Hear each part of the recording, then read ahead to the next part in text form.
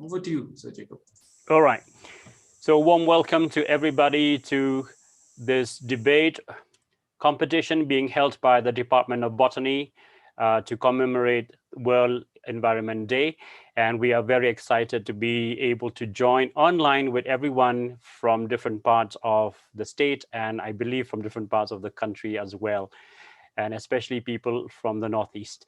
So this is going to be an exciting event. We have been looking forward to this for the last many days. And this morning we had a dress rehearsal and we've been able to fix our technology and gadgets and ourselves in preparation for this wonderful event. So without further ado, we are going to start by introducing, first of all, the judges for the debate. And we have with us Professor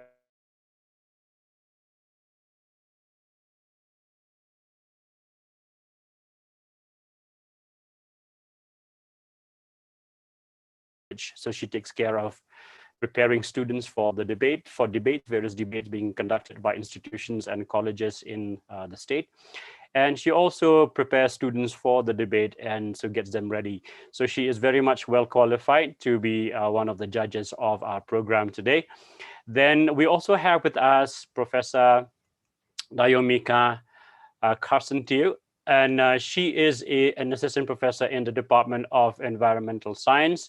Very qualified also to be on board this panel today because she is teaching the subject and she is aware of a lot of the issues regarding environment. And then we also have with us Miss Erin Beni Hamzo. She is a graduate of the Department of Political Science, graduated in the year 2020. And the reason why she's on board is because she is a very seasoned debater of the college and has won accolades and awards for many debate competitions that she has participated in. So she is very much experienced in the field of debating, and we will be able to hear also from her later on when we invite our judges to also give their remarks towards the end. So without further ado, I would like to first of all uh, um, introduce the theme, the motion for this debate, and then I will be reading out the rules and regulations and guidelines, and then we will tell you the criteria by which you will be judged, and then we will go on to my opening remarks on the theme, on the motion, and then we will go on to the debate itself. So the motion of the House, which is being stated in the affirmative, is that the world would be a better place without humans. The world would be a better place without humans. So that is the motion of the debate this afternoon, stated in the affirmative. And we are going to take a look at the rules and regulations, and then we'll go on to the debate. So first of all, let me read out the rules and regulations to you. Please give me a minute, a second, while I look at the rules and regulations and read them out to you. So participants are requested to rename their icon, if possible, that is name for or name again, so that the judges will be able to see your names clearly and identify you accordingly. But since we will not be able to do that, we would like to request all the debaters to state your name and the motion that you are going, whether you're going for the motion or against the motion, so that the judges will be able to identify you clearly. Right, so please state your name, class, and the position that you're taking. Microphones and videos of debaters who are not speaking should be muted so that we can only see the speaker, the one who is supposed to present the argument and present the rebuttal, so that we will be able to focus on that person. So that is important. Debaters will unmute their video and audio when called upon to deliver their rebuttal and argument. So only when you are called upon by me to give your presentation, to give your argument, will you turn on your video and audio, all right? Attendees should have their videos and microphone on mute the whole time. This debate shall not include time for questioning or clarification of points or cross-examination, as in the case of certain debating forums. or platforms. The SACMUN follows what is called the UK form of parliamentary debates, where you have a brief minute or duration of time where you can cross-examine the one who is speaking, but we will not follow that as it will take a lot of time. So we will follow the standard format of doing debates. So please remember this. Debaters shall clearly state their names, class, and position taken, whether it's for or against. Both the benches, Treasury and opposition benches, should elect a leader. So we have done that to deliver their opening remarks and argument. Leaders of both the benches will be given 4 minutes in which to make their statements and 1 minute in which to conclude. They will be given points only for the content delivered within the 4-minute time frame. Anything said after this point will not count towards their total score. So which means that whatever you say within the 4-minute time frame will be counted. Anything you say after that will not be counted. I hope there is a timekeeper that has been appointed by the Department of Botany. If not, I will request them to do so now. I think Sir Emily is there. Sir Cynthia, he can help with appointing a timekeeper for us. Yes, Sir Jacob. Yes. Professor Bokolil has taken that responsibility. Oh, great, wonderful. Thank you, sir. Thank you. Thank you. So each member of both the benches will get 3 minutes in which to deliver the rebuttals and make their arguments. They will get an additional time of 1 minute to close their remarks. So members, you'll get 3 minutes in which to make your statements, and then you'll be counted. Only those statements that you say within the 3-minute time will be counted. Anything you say after that will not be counted by the judges. All debaters will address their remarks to the speaker, which means to me, addressing him as Mr. Speaker, sir. Okay, and then you will not address the judges directly in any way.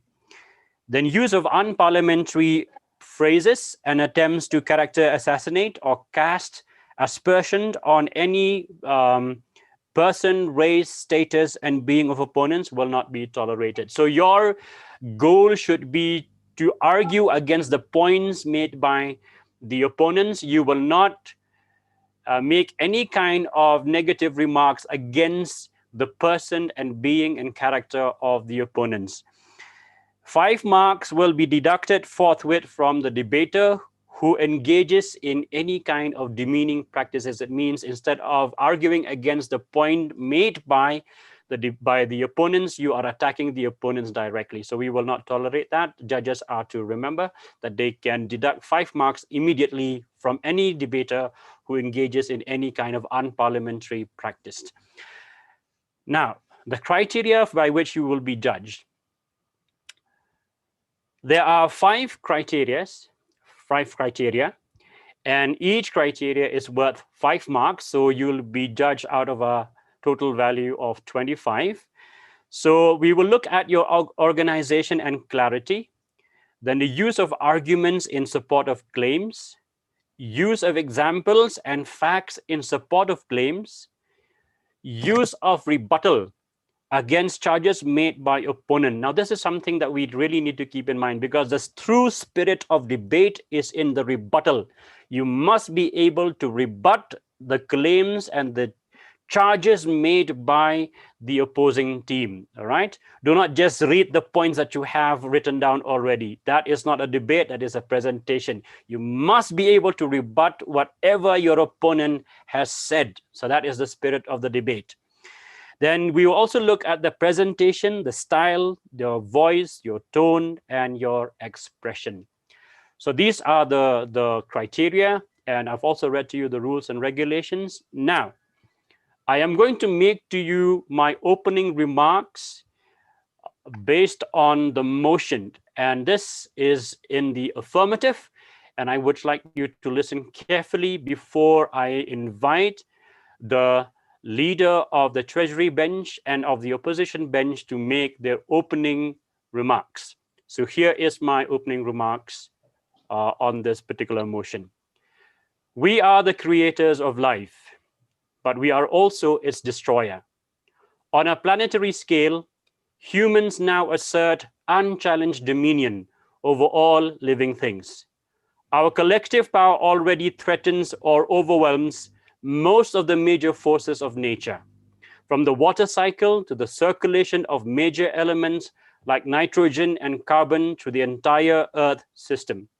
Our pollutants have subtly changed the color of the sky, while our release of 500 billion tons of carbon as the greenhouse gas CO2 into the air is heating up the atmosphere, land, and oceans. We have leveled forests, plowed out the great grasslands, and transformed the continents to serve our demands from sea to shining sea. Our detritus, or waste, gets everywhere, from the highest mountains to the deepest oceans. Abandoned plastic bags drift ghost-like in the unfathomable depths, even kilometers beneath the floating Arctic ice cap. Wherever you look, this truth is there to behold. Pristine nature, creation has disappeared forever. With close to 7 billion specimens of human sapiens, Homo sapiens, currently in existence, mostly enjoying rising levels of wealth and material consumption, human beings have so far been an evolutionary success story, unprecedented in the entire history of planet Earth. But there is a dark side to this momentous achievement. For the biosphere as a whole, the age of human being has been a catastrophe. Our domestication of the planet's surface to provide crops and animals for ourselves has displaced all competing species to the margins. The Earth is now in the throes of its 6th mass extinction, the worst since the ecological calamity that wiped out the dinosaurs 65 million years ago. Evolution is about competition, and we have outcompeted them all. I wish I had written these words, but these are not mine. These are words written by Mark Linus in his preface to his book called The God Species, Saving the Planet in the Age of Humans, published by the National Geographic Society. So dear ladies and gentlemen, respected judges, and then the Department of Botany faculties and students who are attending this particular program, the debate is, and the motion is in the affirmative. The world would be a better place without humans. The debate is now open. I would now like to invite the leader of the Treasury bench to present his opening remarks, and his time is 4+1. So Abhinav Das, for the motion, you are invited to come and present your opening remarks. Thank you, sir. Plans to protect air and water, wilderness, and wildlife are in fact plans to protect man, by Stewart Woodall. Respected professors and fellow students, good afternoon. We have gathered here to commemorate World Environment Day 2021. This is Abhinav Das from Botany Department, and I stand over here to present my views in favor of the topic. The planet would be a better place without the humans. On 5th June every year, the world celebrates Environmental Day to remind ourselves of the intricate relationship that we share with nature.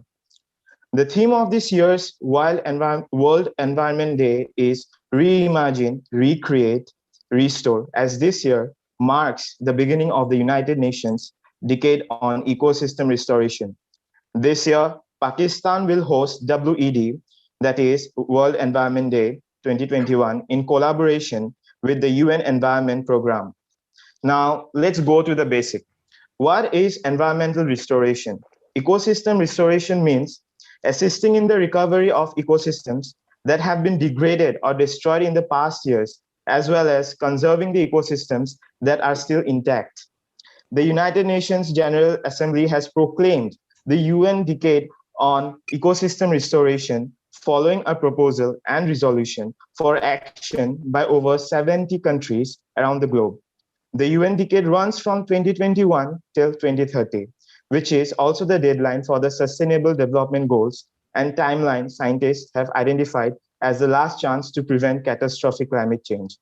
Now, the thing is, all of these goals, restoration projects and activities to sustain our environment are in fact plans to protect Homo sapiens, isn't it? Like all these plans and activities. Let me be very blunt this time. This whole agenda is better for whom? Like other species, like apart from Homo sapiens, that is us, other species, they don't comprehend a better world. They may comprehend a better life for themselves or their better offspring, but no other species can actually understand the abstract, that is, a better world without humans. Thus, the question is flawed, isn't it? Well, you can't change someone who doesn't see an issue in their action. It's high time we take the responsibility of our imprudent actions instead of justifying them to feel better. Like mass scale animal slaughtering, environmental pollution, deforestation to meet our luxurious needs, overuse of environmental resources, global warming. And it's just not stop, like it never stops here. Let's be very honest. We humans are the only species that raise life to kill it. Like, for example, we raise like poultry, we raise mass scale, like, the species in mass scale in order to kill them and consume them. No other species can alter the state of the environment like we do.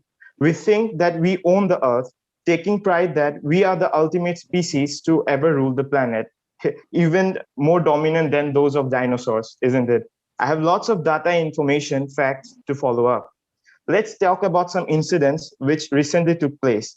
The Bhagjan Gas Leak that happened in All India Limited's Bhagjan field in Tinsukia district, Assam, India on 27th May 2020. The air quality in Delhi, the capital territory of India, is well known for its air pollution. According to a WHO survey of 1,650 world cities, it is the worst of any major city in the world. Like, are we kidding? The capital city of India, attributing almost 41% to vehicular 4 minutes, emissions, Avinav. 21, 4 minutes. 21.5%, 21.5% to dust and 18% to industries. Like, this doesn't stop here, and it won't stop here. Like and 31,000 species are threatened because of us, and we're waiting for them to go extinct, says IUCN of the soils. And the soils are also highly degraded. You see, we are not that great. It's our ego that make us seem great.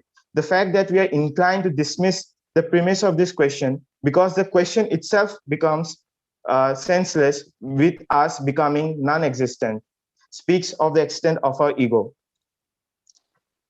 Yeah, and it's also very disturbing to say that, we won't stop here until we finish the last drop of fossil fuel, pollute the last breath of air, and poison the last river, affect every living Time's creature. up. Why won't? He has completed 5 minutes. Okay. Okay. Do you have anything else to say, Abhinav? You can say the last line, at least conclude your statement. Yeah, I would like to conclude by giving one quotation that we cannot command Mother Nature except by obeying her, by Francis Bacon. On this regard, I would like to conclude and hereby giving an open ground for other participants for any point of information. Thank you. All right. Thank you so much, Abhinav, for making your opening statements. I would now like to invite Snigdha Saikia to make the opening remarks against the motion. Thank you so much, sir. A very good morning to respected judges, teachers, fellow speakers, and my dear friends. I'm Snigdha, and of course, I am speaking against the motion for today's topic, the world would be better without humans. For all the speakers who are going for the motion, I would like to say that who would be here to witness the world would be better without us? Aren't you questioning the whole existence of human life? From Thanos wiping out the whole humanity for our own good in Avengers Infinity War. Now don't tell me you were rooting for Thanos for doing what he did. Remember all the gems we lost in the series? So now moving ahead, the planet, as far as science has been able to tell, is a non-sentient ball of magma with a thin crust of rock, water floating on it. It's not capable of having opinions on its quality of existence. The ones that have the opinion of having the quality of existence are we, the humans. The biosphere on the planet is little more reactive, but it is not a single organism, and it will be difficult to determine or consensus opinion, even if the concept of better, worse, or humans could be explained to its constituent. Did you know that if we didn't start farming, some of these plant species would have been extinct as well? Did you know that if we hadn't started cattle farms, those animals would have gone extinct by now? Did you know that carbon dioxide we exhale is necessary for plants to perform photosynthesis? Did you know that if we don't maintain lakes, all of them will be overpopulated with invasive plants? Plant and animal species have formed close bonds with humanities and are most likely to suffer if we disappear. Yes, the crops that we feed the world, as reliant as they are on regular application of pesticides and fertilizers, would be swiftly be replaced by wild forebears. They are going to be outcompeted fast, says Weisman. He is the author of the book The World Without Us. And I'm sure most of you, while doing your research for today's debate, have maybe heard about his book. And he mentions that the sudden disappearance of pesticides will also mean a population explosion for bugs. Insects are mobile, reproduce quickly, and live in almost any environment, making them a highly successful class of species, even when humans are actively trying to suppress them. They can mutate, adapt faster than anything else on the planet, except for maybe microbes. The bug explosion in turn will fuel the population increase in bug-eating species like birds, rodents, reptiles, bats, and other species. Then a boom in the species will eat those animals, and so in all, the food chain will go up. But what goes up comes down to those huge population will be unsustainable in the long term once the food that has been left behind has been consumed. And this is not me who is telling this thing. This is told by Weisman, the author of the book. Again, I would like to mention the reversion throughout the food web caused the disappearance of humankind may still be visible as much as 100 years in the future before things settle down into the new normal without us. Now talking about the domestic animals or cows or sheep that could survive, most of them have been bred into slow and docile eating machines that will die off in huge numbers. They will be very quick pickings for these feral carnivores or wild carnivores that are going to start proliferating. The question of whether intelligent life could evolve again is also hard to answer. One theory that holds intelligence evolved because it helped the early ancestors survive environmental shocks.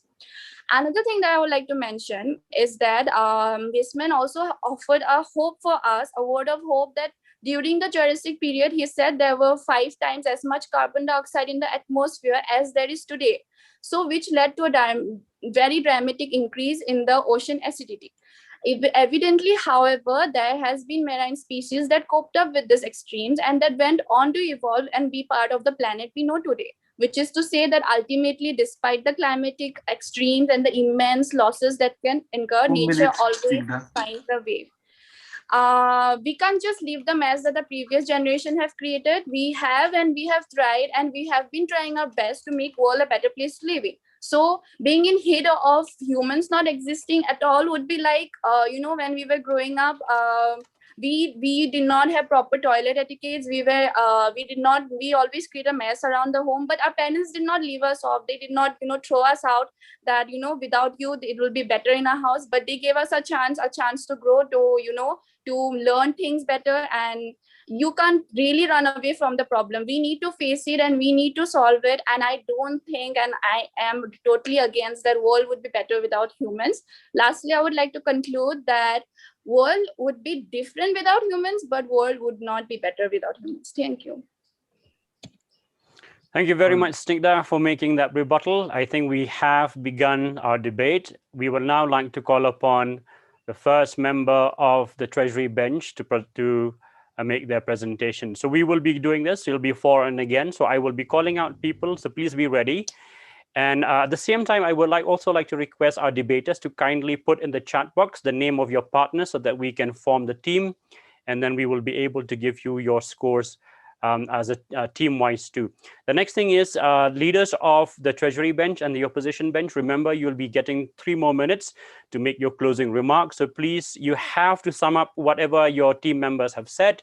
So please do not zone out or do not take a break. You have to stay focused in order to come back and give your closing remarks.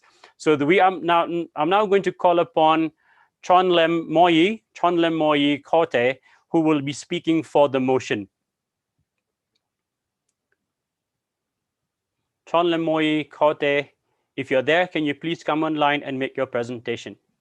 Yes, Mr. Speaker, sir, I am here. Speaking for the motion?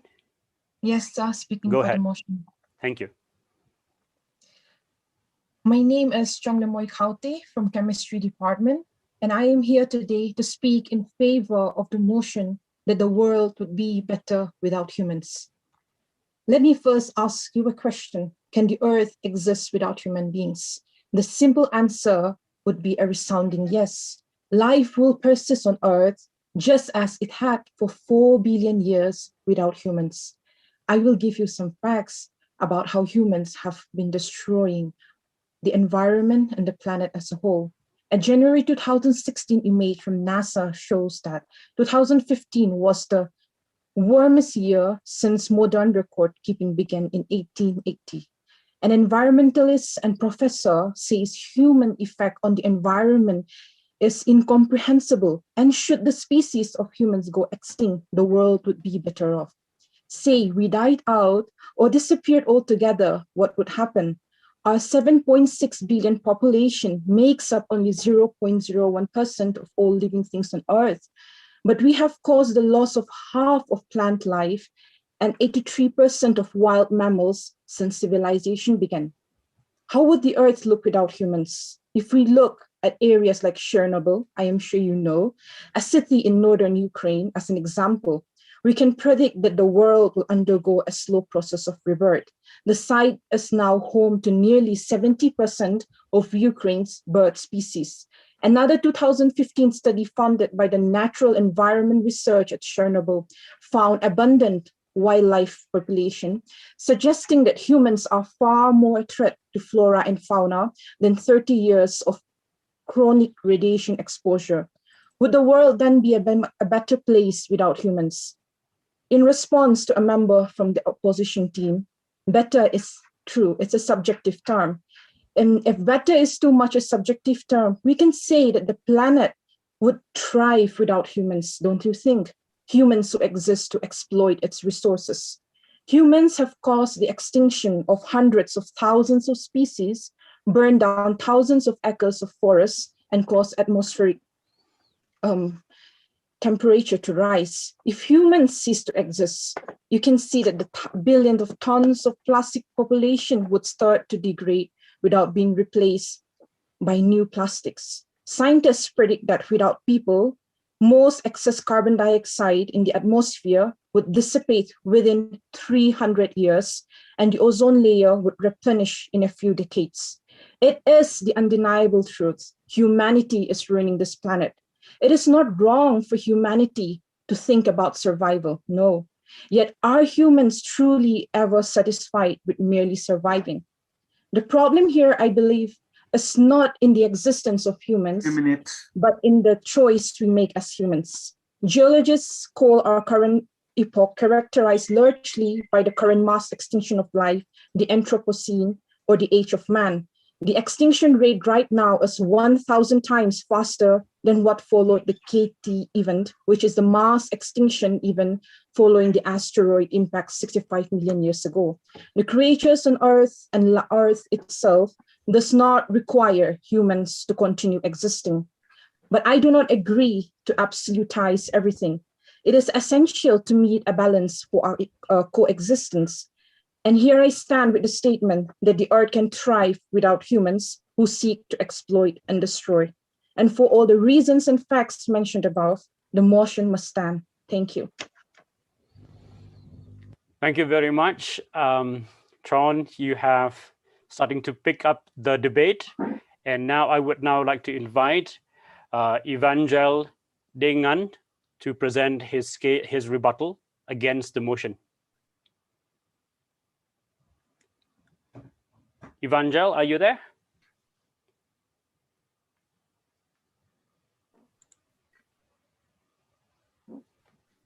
Okay, so that we do not lose time. Hello, sir. Yes, Evangel. Oh, you're there. Sorry. Yeah, go ahead. Please make your rebuttal. Okay, so never underestimate a small group of thoughtful and committed citizens can change the world. A very warm welcome to each one of you, our respected judges and all my dear mates. I'm Evangel Dingen, a fourth semester student of chemistry department, and I am standing against the theme that says the world would be better without humans. Without humans, world would just be a word. Mr. Speaker, sir, responsibility, power, potentials, and understandings are instilled in us. Humans have created an immense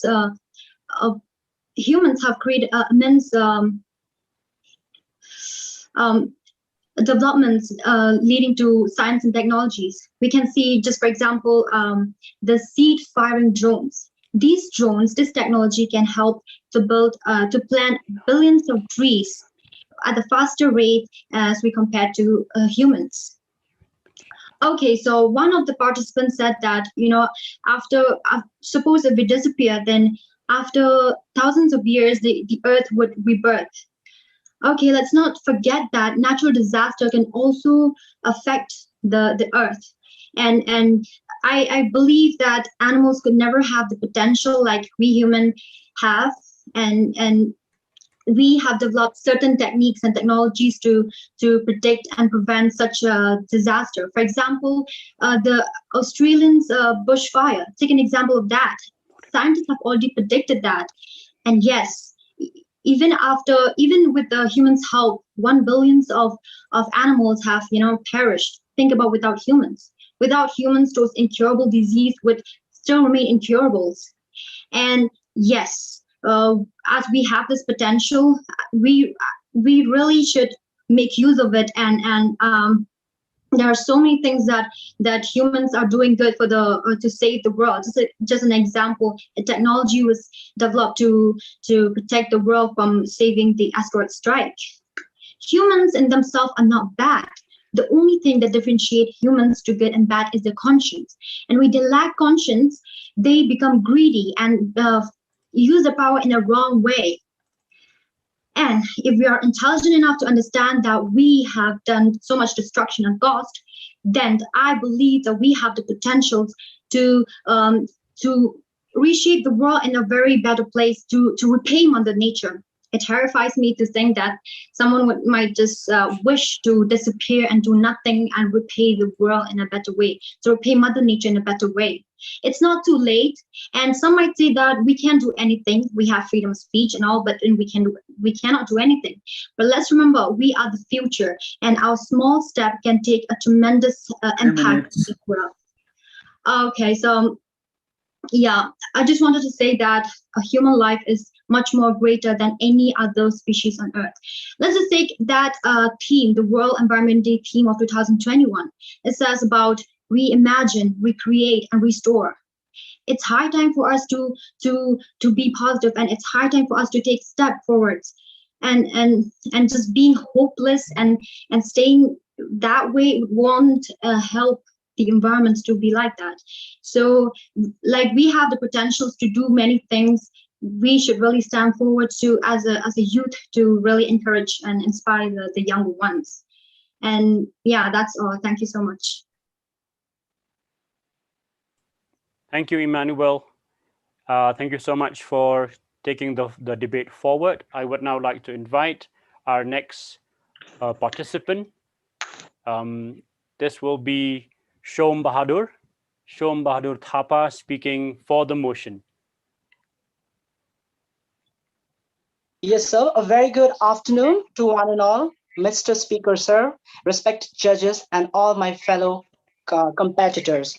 First of all, I would like to say that my name is Som Bahadur Thapa, and I will be speaking for the motion, The World a Better Place Without Humans. The very topic clearly depicts our end if we don't put our action and selfish desire to a stop. So without a further ado, I would like to start off by saying that Mother Earth is the only life-supporting planet, and it offers us with beautiful landscapes, mountains, waterfalls, and many other things. Instead of praising its serenity and preserving its ethnic beauty, we humans so like to be called as Homo sapiens, mercilessly ruining the Mother Earth just to fulfill our selfish desire to live a luxurious life at the expense of our Mother Earth. In fact, Mother Earth is increasingly facing problems which includes climate change due to global warming, ozone depletion, sea and ocean pollution, ecological disturbances, which leads to problems like landslides, avalanche, floods, droughts, etc., to name just a few. In fact, humans have caused irreparable damage to the environment and are causing constant harm, pain, sufferings, and agony to the world, and sufferings to the many living organisms, which includes both macro and micro. Mining, illegal poaching of animals for better living, and commercial business add more to it. It therefore seems justifiable that the famous Sir David Attenborough, I think most of you must have known the Sir David Attenborough, who is known to be the humanitarian and also an environmentalist, consider that the humans are a plague on this earth, which clearly makes my argument stand valid that planet would be better without humans. Now, I would like to put forward or highlight some of the facts or positive changes by providing with some examples that when humans vanishes from this planet Earth for good, what are the positive changes that we might see? Obviously, first would be there won't be any buildings or roads, no cars on the roadside, no planes flying through the sky. There won't be any millions and millions of tons of waste buried in landfill sites or floating in the ocean. Instead, the world would probably be covered with vast thriving forests and lush grasslands, and the oceans would be crowded with fish and other aquatic creatures. And most importantly, now I would like to highlight to a very important fact that will let us ponder, and that is very much the ongoing pandemic.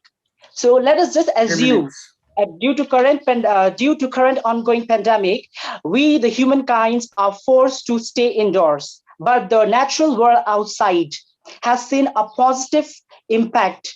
Environmental crisis has come down drastically. So I would like to give some of the examples that instead of honking of horns in the roadside, we see the soothing chirping of birds.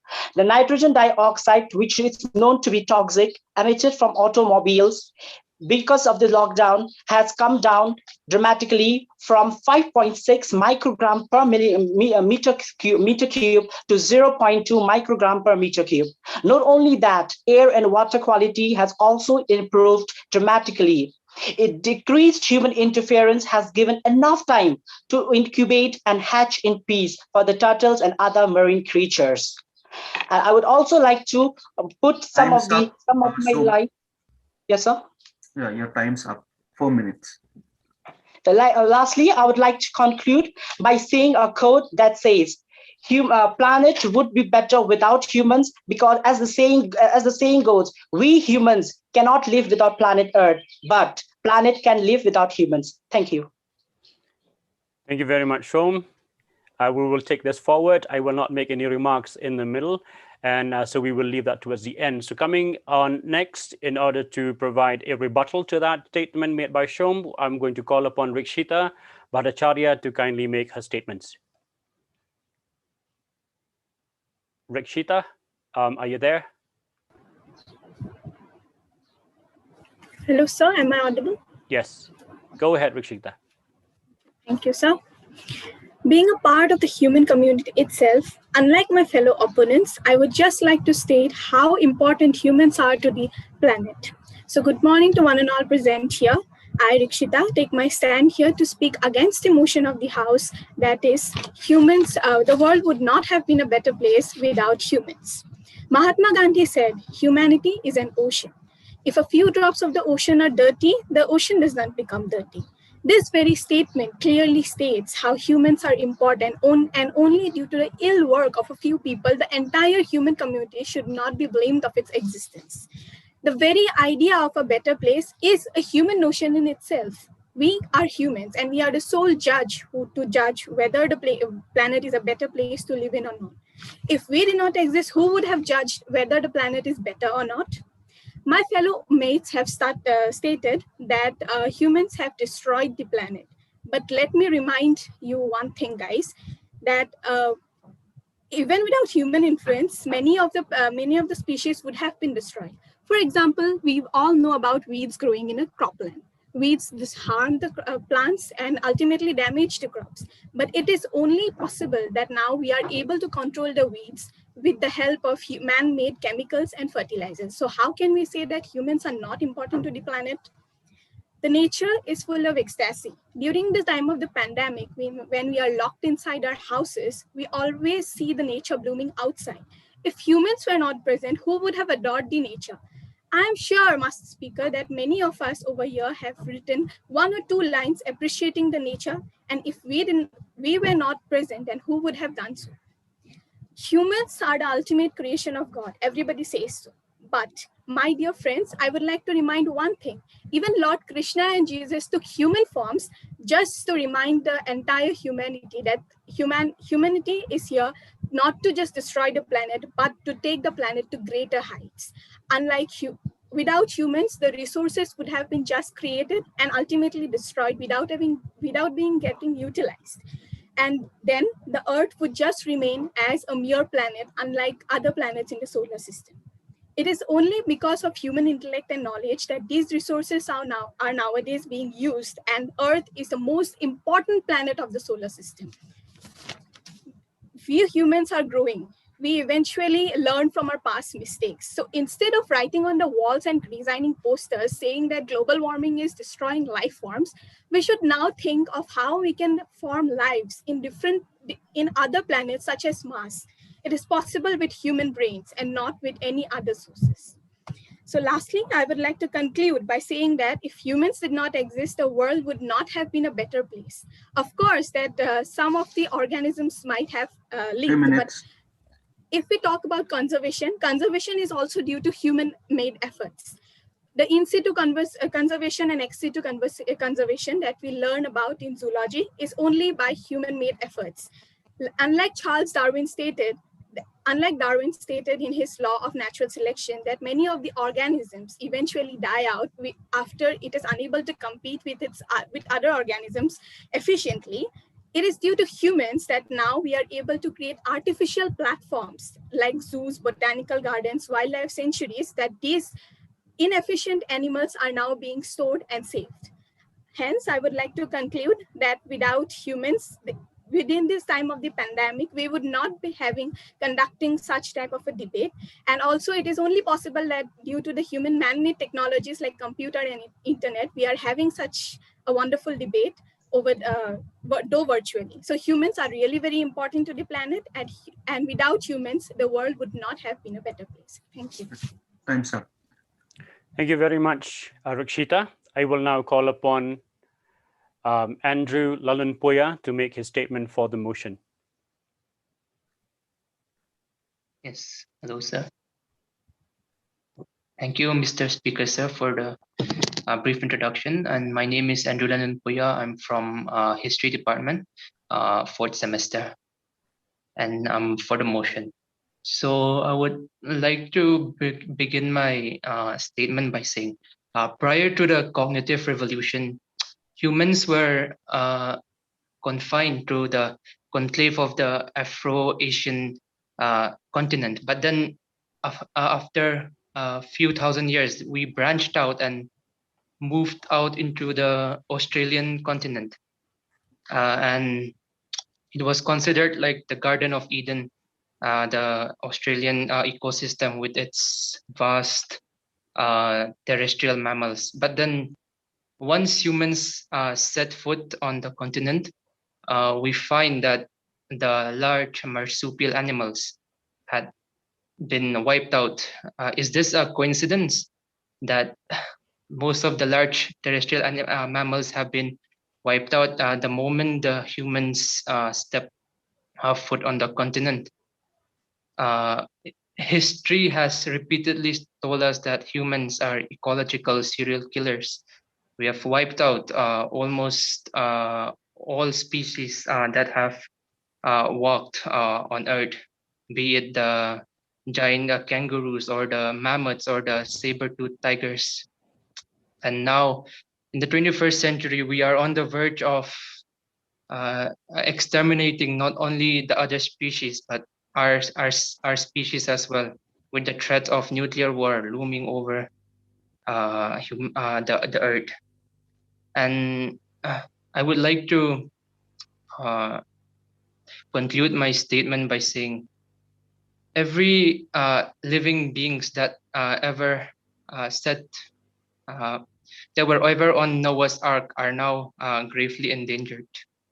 That is some food for thought that I think we should consider as humans. Thank you. Thank you, Andrew, for making your statement. Now I would like to call upon our next participant, Shillong Kharbani, to make his statement. Shillong, Yes, sir. go ahead and make your statement for the motion. Am I audible? Yes. Hello, am I audible? You are audible, yes. Yes, sir. Thank you. Very good afternoon to one and all. I am Shillong Kharbani from the 4th semester, Department of Physics. I stand here today to support the motion for the topic, the world would be a better place without humans. Shillong, your audio is kind of low. Can you fix your audio? I will now call upon Kaushik Pujari against the motion, and I'll get back to you. Please don't mind, so that we can keep the flow going for and against. All right. So Kaushik Pujari, can you please come in? Hi, sir. Yes, go ahead. Hi, sir. Am I audible? Yeah, you are. Go ahead. Yeah. So very good afternoon to everyone. My name is Kaushik Pujari from the 6th semester, and I am presenting against the motion on the topic, the world would be better without humans. So let me start with the point that we are all sitting here celebrating World Environment Day and having a debate competition, sitting at home, is possible because of the sophisticated creations and inventions of the humankind. The terms following the world, Mother Earth, nature, our environment, all are there because we are there to say it. Next, my fellow speakers have mentioned many of the points, so I agree with them, and I'll follow on with that. So, as a student of science, we all accept the theory of evolution, which have proved by many great minds. Things have evolved in the course of millions of years. Evolution has led us here, starting with the unicellular organisms to the multicellular organisms. Development of different species, natural selections, survival of the fittest implies to the development of superior species. It will happen no matter what. So human evolution is a fact and it cannot be denied. The world will always have a superior species. For the time being, stating the cranial capacity and the creativity are the humans. Moving on, the food chain, which we all know will be highly disturbed with the extinction of a higher species, which will highly disorganize or interrupt the flow of energy in the ecosystem. Disturbance will lead to natural calamities and catastrophes. We are a part of the ecosystem. We are there is the fact which gives a balance to the ecosystem. Without us, we can't think what will be its repercussions. So moving on, let me enlighten with the conservation of the ecosystem, plants, animals, species we have. We have national parks, biosphere reserves, botanical gardens, zoological parks, seed banks, gene banks. These are all due to the human populations having, which is present today. So, and with the intelligence of human mind, the things like cryopreservation is possible, which helps us in preserving life tissues, germplasm, and many more. We shouldn't forget the concept of agriculture, which is possible because of human. We managed to develop so many hybrid species, along with which have known numerous different species of a single plant, like the basmati rice, 29 varieties according to the Seed Act 1996. Let's not forget about the numerous species of animals. This is known only because humans have made it possible. Stating the great persons like Jadav Payang, also known as the Forest Man of India, uh, India, have built a forest alone, turning a barren land of 550 hectares in Majuli, Assam. So we have peoples who are thinking of conserving nature with his might. And I would like to conclude by saying humans add a fine touch to nature's creations. for the fact nature has its own biotic potentials and environmental resistance to maintain equilibrium. So if it is disturbed, it will maintain by its own, whether humankind existed or not. So I conclude by saying world is a better place with humans. Thank you. Thank you, Kaushik. I'm getting back to Pinchailang Kharbani. Can you please come in? Pinchailang Kharbani will be speaking for the motion. Yes, am I audible? Yes, you're audible. Yes, okay, thank you. Can you get your microphone closer to your mouth? Not working. Can I use just the audio and not the? Sure, no problem, Pinchai. As long as we can hear you. Okay. A very good afternoon. Is it audible? Yes, very good. Yeah, okay, go ahead. A very good afternoon to one and all. My name is Pinchailang Kharbani from the Department of Physics, 4th semester. Now I stand here to support the motion on the topic, the world would be a better place to live in. Indeed, it would be a better place to live in, infinitely better. In fact, it's Eden without human. We're a population of 7.9 billion, which makes up only of 0.1% of all living things on Earth. But we've caused the loss of half of plants' life, 83% of wildlife mammals since the beginning of civilization.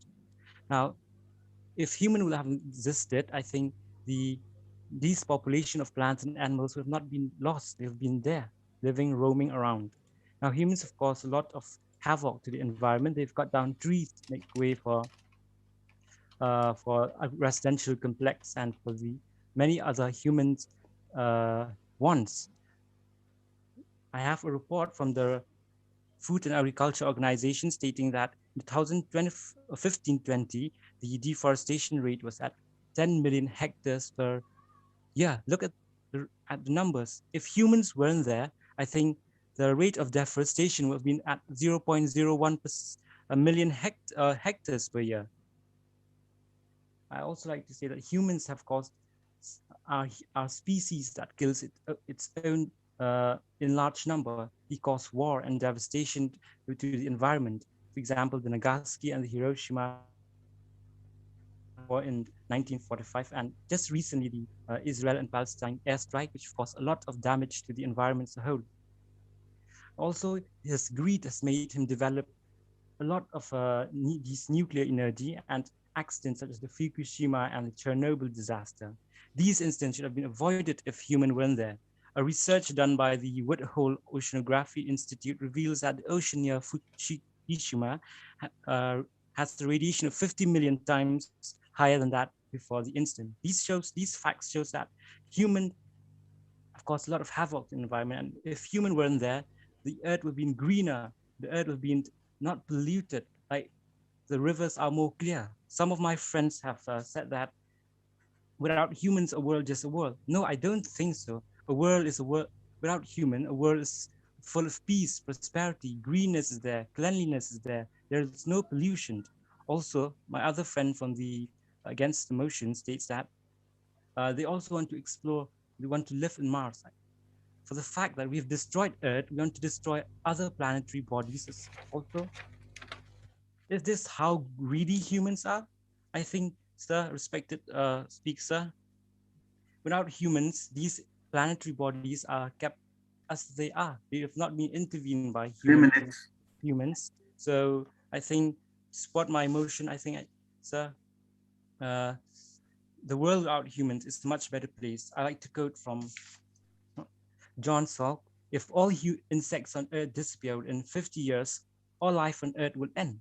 If all humans being disappeared from the Earth within 50 years, all form of life flourish. I like to also give example from the Gukui Island in China, which has been left untouched for many years. No human intervention, it's flourishing. So these are facts that states that without human, the world is a better place. Thank you so much. Thank you, Pinchai, for getting through to us with your arguments and your debates, your statements. I would now like to call upon Christina Lalsamzwali, who will be speaking against the motion. Christina Lalsamzwali, are you there? Yes, sir. Go ahead. A very good morning, Mr. Speaker, sir. Thank you for the introduction. A very good morning, Mr. Speaker, sir, and my dear fellow opponents. I stand here, Christina Lasomzali, to stand against a motion that says that the world would be a better place without human beings. I feel that as a species, we tend to romanticize other species. We tend to romanticize nature itself. We call nature Mother Nature and call ourselves the villains, make ourselves the villains. Why? Simply because we are a species that are self-aware. Might I suggest to you to look up the end of the vision extinction event. It was an event in which 85% of the marine life was wiped out. And surprise, surprise, our race had nothing to do with that extinction event. It was the first terrestrial plants which caused that extinction event. And we tend to say that Mother Nature is a mother, she nurtures us. What we tend to forget is that she is no mother, she is just nature. And the only constant with nature is change. She keeps on changing. During the 535 to 536 BC, there was a volcanic eruption in the Icelands which filled the northern hemisphere with enough fog to destroy crops and give us humans diseases of biblical proportions. All these incidents completely unrelated to our race. So to say that the world would prosper, no mass extinctions would exist without us is completely absurd, because without us, the world would completely destroy itself and then regenerate itself. That is just the fashion of the world. The world likes to destroy the species it has created so far to create new models when it decides to, when it wants to. We, at the end, just have a complex dynamic with it. We either can be its destroyers or we can also be its saviors. We have preserved over 48 species so far. And one of them is the panda. Have you seen how dumb pandas can be? They will see a branch and sit on it despite knowing that their weight can't support it and fall to their deaths just because they like the vibe of that branch. We have preserved a species like that. So isn't that commendable? Don't we deserve some credit for getting this far? Nature wasn't always fair to us. We were never supposed to be at the top of the food chain. Look at us. Other animals have strength, have speed. We had our intelligence. We have our morality. People keep saying that, human beings, they are so selfish, they kill for fun, they aren't like animals. Animals kill for needs. Well, might I suggest to you that orcas tend to kill for fun. Dolphins play around with the dead bodies of those that they have killed. The other species are not all that we give them. And if humans were not to survive, another intelligent species would be taking over the world, but they wouldn't be handling it half as well as we are. Look at the plants and trees around us. We have engineered them to become better. And I would like to conclude by rebutting my opponent who said that the world would be like Eden without us. My dear friend, Eden wasn't called Eden until we were placed in it. God's lovely creatures who are doing our best while dominating this earth. Thank you. Thank you, Christina. We're definitely picking up with the spirit of the debate there a little bit. And I would like to continue to remind our students that, remember, the spirit of the debate is in the rebuttal. You need to hit the points made by your opponents so that you will be able to actually debate in the true sense of the word. So again, to take it forward, I would like to call Noripchi D. Marak to come and present her arguments for the motion. Noripchi D. Marak. So, am I audible? Yes, go ahead. Okay, thank you, sir. Good afternoon to everyone present here, respected Mr. Speaker, sir, and respected judges and my fellow opponents. So today I speak here in front of you to tell you my opinions in favor of the motion, that is, the world would be better without humans. I like to start with a quotation by Mr. Alan Wiesman, which says, "Without us, earth will abide and endure. Without her, however, we could not be." The statement is very true. In fact, the world would be better and would be very different without humans. It does not need humans to survive. The world can survive on its own. It has its own elements and its own resources. And if human never existed, every species would be left untouched and also would be left pristine, and the world would grow and prosper with its its richness in its diversity. All the elements of the planet would have their own freedom, and the species will also have their own freedom, such as in their vegetation, and the animals with their hunting, and other animals which migrates, and their and also animals that hibernate. They will have their freedom in doing their things. And if humans never existed, there would be colonization of animals and other insects, and not urbanization of the humans. Because if urbanization takes place, it takes place by taking down the forest. Even if the species colonize, they do not destroy the place in order for them to survive. Instead, they make use of the resources that is available for them, that would benefit them and also for their future generation. And we also can see that the flora and the fauna are very vulnerable to human activities. But if the flora and fauna together, they would be inevitable, because of human activities, we have threatened the very existence of these species.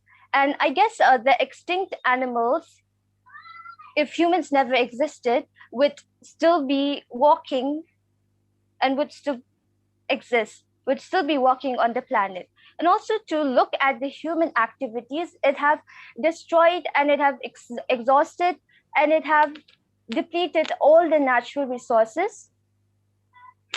But the human activities also have its positive impact and its negative impact. But since I'm standing for the motion, I would be focusing more on the negative impact. The negative impact it has left, because there's nothing in this world that would stop the human progression. But the flora and fauna are very much important for humans to survive, and also that the flora and fauna are very much important for the survival of the planet. And human activities are not just local, but they are global. They have affected they have affected the planet in many ways, and also have indirectly threatened the existence of the humans of the human species as well. And now I would like to conclude with the words from Mahatma Gandhi, which says, "The earth provides enough to satisfy every man's need, but not every man's greed." Thank you. Thank you, Norupchi, for making your statements. Now let me call upon Radhika Roy, who will be speaking against the motion. Radhika Roy? Yes, sir. Am I audible, sir? Yes, Radhika. Go ahead. Sir. A globe so vast, yet so empty, and so beautiful, but nobody to appreciate and explore it. Exactly how I would describe our planet without humans. Good morning to Mr. Speaker, sir, and everybody else. I am Radhika Roy from 6th semester Botany Department, and I'm here to speak against the motion on the topic, the planet would be a better place without humans. Now, better is a very subjective word, and I'm considering whether the earth would benefit if there were no humans, and the answer to that is no. Probably the picture of earth that we imagine without humans is flourishing and smoke-free, pollution-free, no holes in the ozone layer and all that, which is true, but not very great at the same time. Earth without humans is a very, very sad place to think about. What makes us different is our ability to think. And I think that explains a lot. And for those who are imagining a world without humans, or the thought of wiping out all humans, is a very pessimistic approach to the problems that are existing. We are not a cosmic mistake of the past. We are here because we are supposed to be here. And if it wasn't for humans, then it would have been some other species that the world would have given chance to think, the ability to analyze, make progress, make mistakes, but then again fix it, rebuild it, because we have the potential to do that. As one of my fellow speakers said, that even supreme personalities like Lord Krishna took to human form.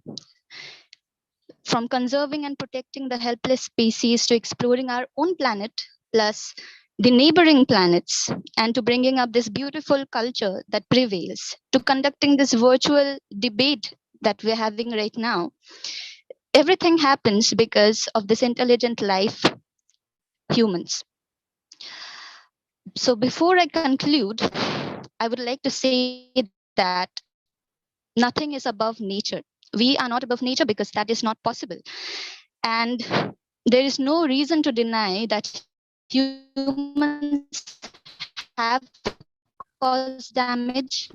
But as humans are greatest today, no other entity in this world can bring or are capable of. Humans are the problem, but they are also the solution. And we can equip ourselves to actions towards a sustainable future. And we need this nature, and the nature needs us too. And this coexistence is all that is needed because it's the only thing that will make this whole world worthy. And to conclude, this world will not be a better place without humans. Thank you.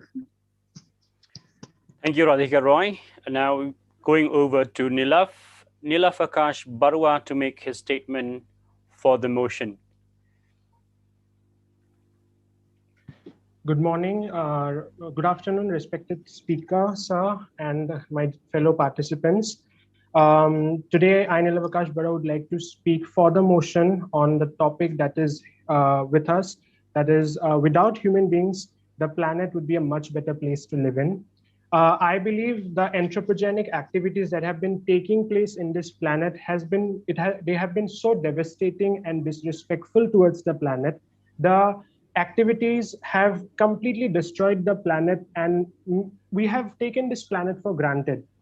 A lot of my fellow participants talked about biological parks, national parks, and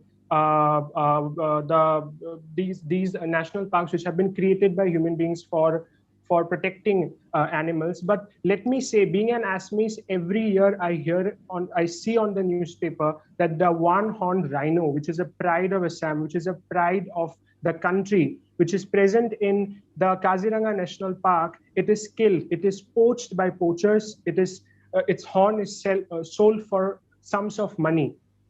Also, a lot of my fellow participants spoke and said that the Australian bushfires took place because of some natural calamities. But let me tell you, the Australian bushfires also took place because of an act of arson. An act of arson is an act of criminally setting fire to a property, because of which so many species of organisms lost their lives.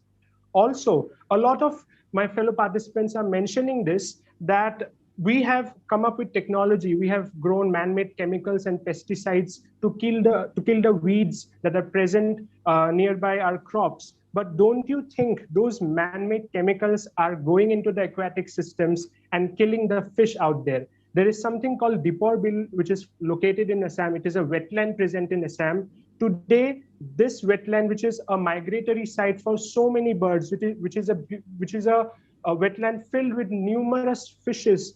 Now today, this wetland has become a dumping site, a waste disposal site. You can literally see fishes, dead fishes floating on the surface of water. Further, a lot of my fellow participants have said that different gods like Lord Jesus or Lord Krishna, they took forms of human beings to bring change and aware people out here, aware other human beings. But did Lord Jesus or Lord Krishna also teach us to destroy the earth like we have until now? Also, I believe that all these another participant also against the motion said, Speaker Sir, that we are maintaining cattle farms, we are maintaining farming. Because of us, the domesticated animals are able to live. We are growing livestock. But the Bhagjan oil fire which took place in Assam, this oil fire killed so many domesticated animals present in Assam. Moreover, until yesterday, we heard this news just one day prior to World Environment Day, that the Birla Group of Industries, it is going to cut down 200,000 trees just for building a mining site, a diamond mining site in Madhya Pradesh. With all these points, I would like to conclude and say that yes, our dominance as human beings, the most civilized and the most advanced species has been great in this planet, but we have taken this planet for granted. We are appreciating this planet for just one day in the entire year, and for the rest of the year, we destroy this planet. With those words, I would definitely condemn the fact and really believe in the, I condemn what humans have done to this planet. And I definitely believe in the fact that yes, without human beings, this planet would be a much better place. Thank you. Thank you, Nilaf. And going over to Diksha Mazumdar now, who will be coming against the motion. Diksha, are you there? Good afternoon, sir. Yes, Hello. sir. Am I audible? Yes, you are. Go ahead. Hello, sir. Yes. Hi, Diksha. We can hear you. So you cannot hear me? I can hear you. Go ahead, Diksha. Sir? I can hear you. Go ahead. Okay, Go sir. ahead. The upliftment in every aspect are brought about by humans. The world has reached here just because of humans, and it is the humans who are going to decide the fate of the world. A very good morning to Mr. Speaker, sir. I, Diksha Mazumdar, stand here to strongly oppose with the topic which states that the world would be better without human. Now, before diving into the topic, we need to know what do we mean by human. Well, a human means a human being, as simple as that. But we need to know that a human being is not as simple to be merely defined. A human being is the most self-conscious creature present on this planet. We have to believe that humans have an upper hand over all the living organisms present on this earth. If we think of and if we want to take about any change, if we want to bring about any change, then it will be possible only through the participation of humans. To talk of a world without any human is basically like constructing a building without any cement. So the underlying mysteries of the world are to be unveiled by humans only. This is indeed true that the nature would be all in all in a world without humans. There would be complete greenery, there would be complete serenity, there would be complete peace. But according to me, who will be there to enjoy that beautiful state of environment? So therefore, I think to talk of a world without humans is just useless. It is a fact to be accepted that humans have destroyed nature to a large extent and even have crossed its pinnacle or zenith. However, the growth of our very precious nature is also very possible, and it can be done very, very beautifully by humans only. A bit creativity and understanding on the side of human can wash up all the damages that have caused to nature by humans. Nowadays, many big companies, such as the Tata, such as the Disney, Nike, and many more, have taken many huge environmental initiations. The JK Paper Limited has also taken a very practical environmental initiative in which they used to plant a tree in the sale of their each pack. So in this way, these type of innovations will definitely work for the upliftment of nature and for the world altogether. Now to encapsulate everything, I would like to say that a world without humans will just like the other planets. How can we human think about a world without humans? It just doesn't make any sense. Now, just not to offend anyone, I would like to say that the opposition cannot crush some sense out of this topic. With this, I would like to come to an end. Thank you, Mr. Speaker, sir. Thank you, Diksha, for your arguments. And now I would like to request Debolina Kar to come forward and present her arguments against the motion. Or for the motion, sorry. Debolina Kar is coming for the motion. I stand corrected. Debolina, are you there? Yes, sir. Okay, go ahead. If all the insects were to disappear from Earth within the 50 years, all life on Earth will perish. If all human beings disappear from Earth within the 50 years, all forms of life would flourish. This quote by Jonas Salk the American virologist, has stayed with me since the time I first came across it. Good afternoon, honorable educators, members of the opposing team, moderator, and the audience. Today, I, Debolina Kar, a student of 6th semester Media Technologies, on the occasion of World Environment Day, is here before you to stand for the motion, the world would be a better place without humans. There is no denying that as each day passes, it's getting only clear that human beings are the chief destroyer of nature. The environmental damage caused by humans and its consequences have been talked over for decades, and it continues to be discussed today. I'd like to rebut one of the claims made by the opposing team that if the world gets better, who will be there to witness it if humans are not there? Why do we feel like we have to witness it? Why do we feel like we have to witness everything that occurs in the world? Are we really that of a superior being who have to keep track of everything? We are not more important than any of the other being on this planet. Coming to our motion, do I really believe that the planet will be a better place without humans? Yes, I do. At this point, with the damages being done, it really feels like we humans are parasites feeding off the resources of the planet without giving a thought to tomorrow. Unlike other creatures, we humans don't merely want to survive, we want to be constantly entertained. We don't just kill for food, we kill for sport. We kill for safety, and we kill to maintain our space. We build houses in the middle of forest, and then suddenly all the other animals in the area are invading our spaces.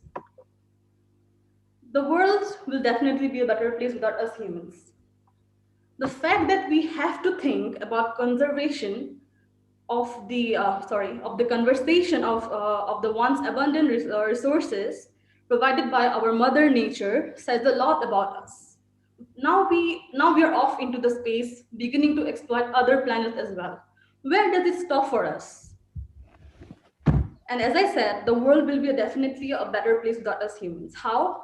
Let's take for instance that my wish is fulfilled and humans have suddenly disappeared from the planet into thin air.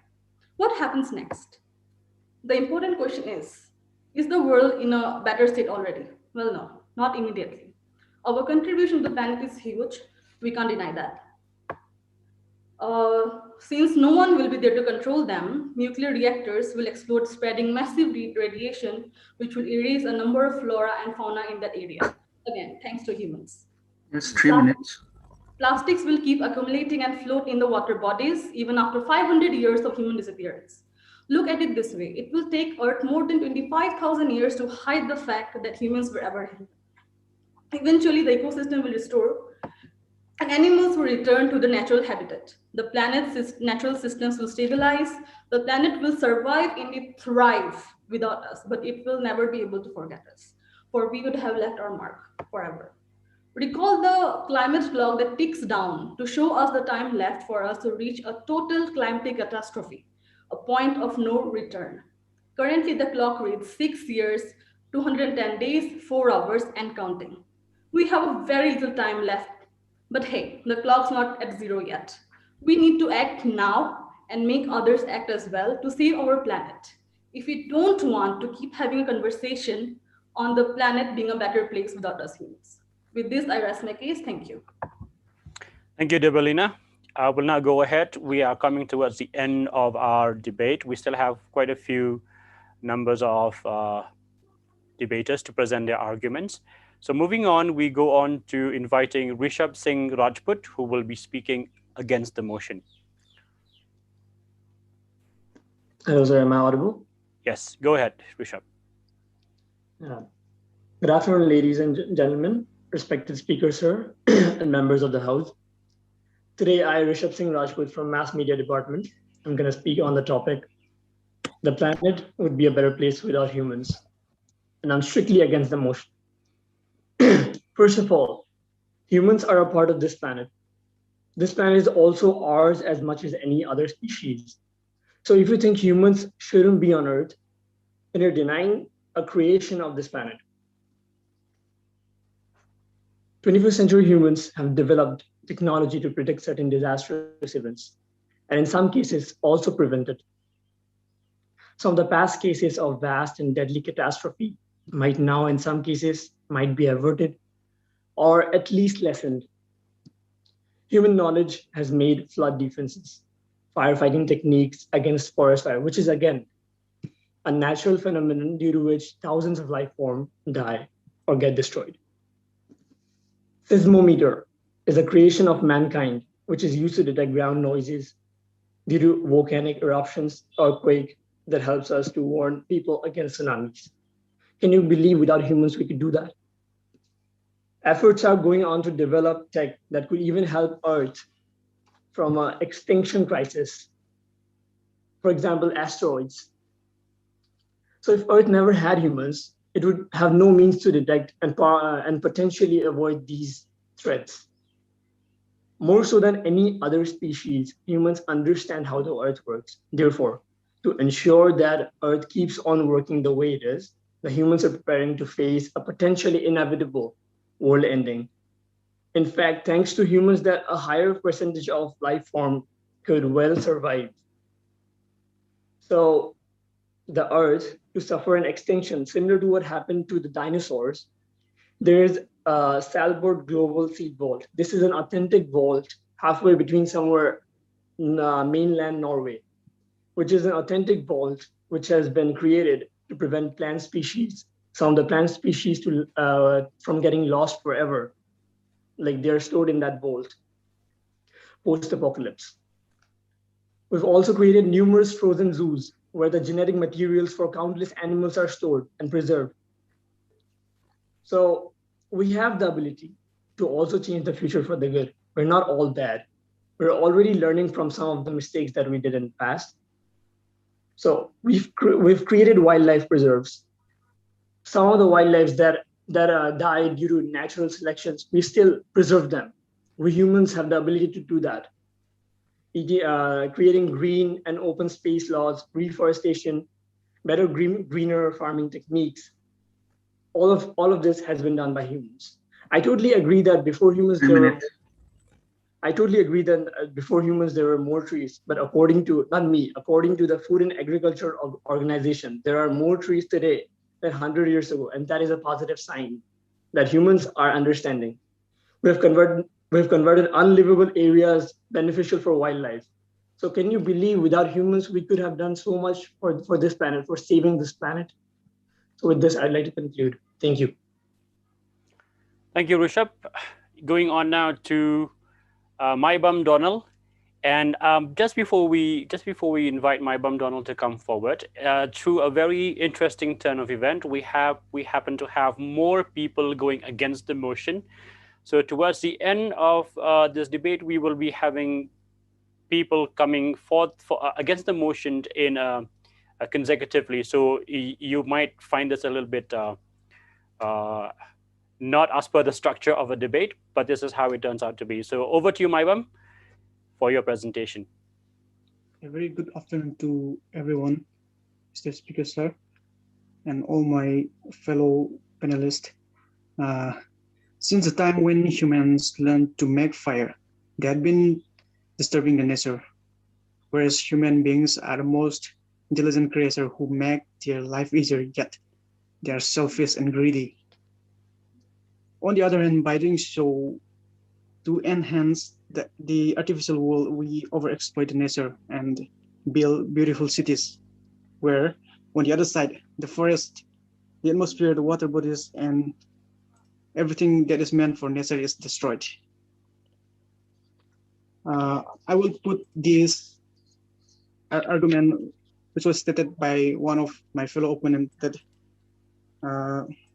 we are building artificial homes for those animals who are going to be extinct. But why are we building those artificial homes? Because we are destroying their natural habitat. And continuing, well, we may say that there is a gaining momentum on saving the environment and mitigation of climate change by thousands of environment and climate activists around the world. The net effect of such efforts has not improved the condition of the earth. If measured, such a minuscule effort may amount to just like a drop of water sprinkled in an ocean that is already deadly. Are these the only impacts? No. The story is not only confined to men destructing the natural environment, but also man versus man.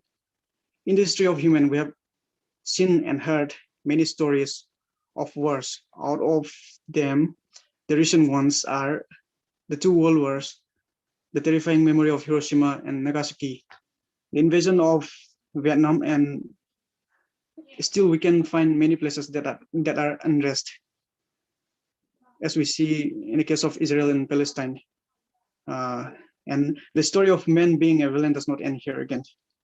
As I have mentioned earlier, we are greedy and selfish creatures. Therefore, we are always in need of salvation. So, and one of my fellow opponents said that we are the one to provide the homes for those domestic animals, but we have altered their behavior, the behavior of the domestic animals, so that they cannot survive in the wild environment. Is this not a questionable minutes? So I would like to conclude by saying that if the so-called species human or the Homo sapiens has disappeared from the planet, there will be no issues of climate, no issues of global warming, and no wars. Thank you, everyone.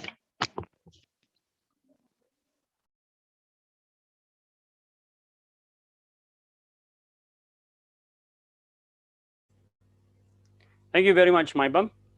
Now we'll go on to our next participant. We're coming towards the end, and now I would like to invite Emmanuel Chiangte to come forward and present the arguments against the motion. Emmanuel Chiangte. Hello, sir. Yes, go ahead. Actually, we have decided that I will be going for the motion now. Very good. Then go ahead for the motion then. Okay, for the motion. So judges, please note, Emmanuel Chiangte will be going for the motion. Thank you. Okay, good afternoon, everyone. My name is Emmanuel Chiangte from the Mathematics Department, 6th semester. Now I'll be going for the motion. So first of all, like one of the opponents said, that Eden was not an Eden till human being came there to live. So Eden was like, we came there and then it became Eden. But we are the first being to stand out of Eden also because of our own mistakes. And that mistakes we are even committing now also. You can see that we are causing pollutions. And then some of them are saying like, some of our opponents are saying that we are doing conservation and we are protecting the endangered species. But why are they endangered in the first place? It's because of us. We endanger them. We are the one who kill them. Not they kill themselves and they are dying and then we are going to protect them. We are acting as a hero where we have been the villain first. That's the point I want to say. And then secondly, like some of the opponents again mentioned about Jesus Christ becoming a human being and saving the human beings, like the people around. But you should not forget that at one point of time, God also killed every one of us and only Noah was saved that time because human beings were very bad and then they were doing whatever they wanted to do. So God felt it was necessary to kill and wipe out every human being there. And he just saved one person, that is Noah. So you could see that it might even repeat again because we are doing that mistake like again and again. And now other thing that I wanted to say is that there was one point that was mentioned, like we should not say that 2 drops of water does not pollute the ocean, said. But as far as we know, we are not dropping only 2 drops of polluted water. We are dropping more than million of dirty polluted water in the ocean and making it more dirty and dirty. So it's not only 2, okay, it's more than that. And then the opposition again said about, oh, we have developed technologies that will help us avoid that astronaut attack that happened to the dinosaurs. And we have also built nuclear warheads that would even wipe us out with the living beings in the world. And there were other things like who would take, value the earth if we were not there? Like I will tell you, first of all, human beings are looking forward to a system where we have like our self-sustained system, okay? and that sustainable system, if you put in a rocket, that we can go and explore other planets. So if you look on Earth, I think the Earth in itself is a very self-sustainable environment where it sustains itself. We are the one who is altering it to our own advantages. And then we are acting heroes and bringing up this word we call as conservation, protecting the endangered species, which we have caused. If we are not there in the planet, what will happen? Okay, so like I would not say like if you disappear right now if you disappear, the world will go in chaos. Okay, so 2 minutes. suppose we are not even there in the beginning. Okay, right beginning, like we were never there. As we can see that during the dinosaurs age, before the asteroid attack, they were very self-sustained, and I'm pretty sure if we are never there in the planet will still be self-sustaining. And it will be like, as some said, if you were not there, who will give value to the planets? I'll tell you, if you were not there, it will be like any other planet, and the Earth will be able to join the rank of other planets also, like they should be. Thank you very much. That's all I want to say.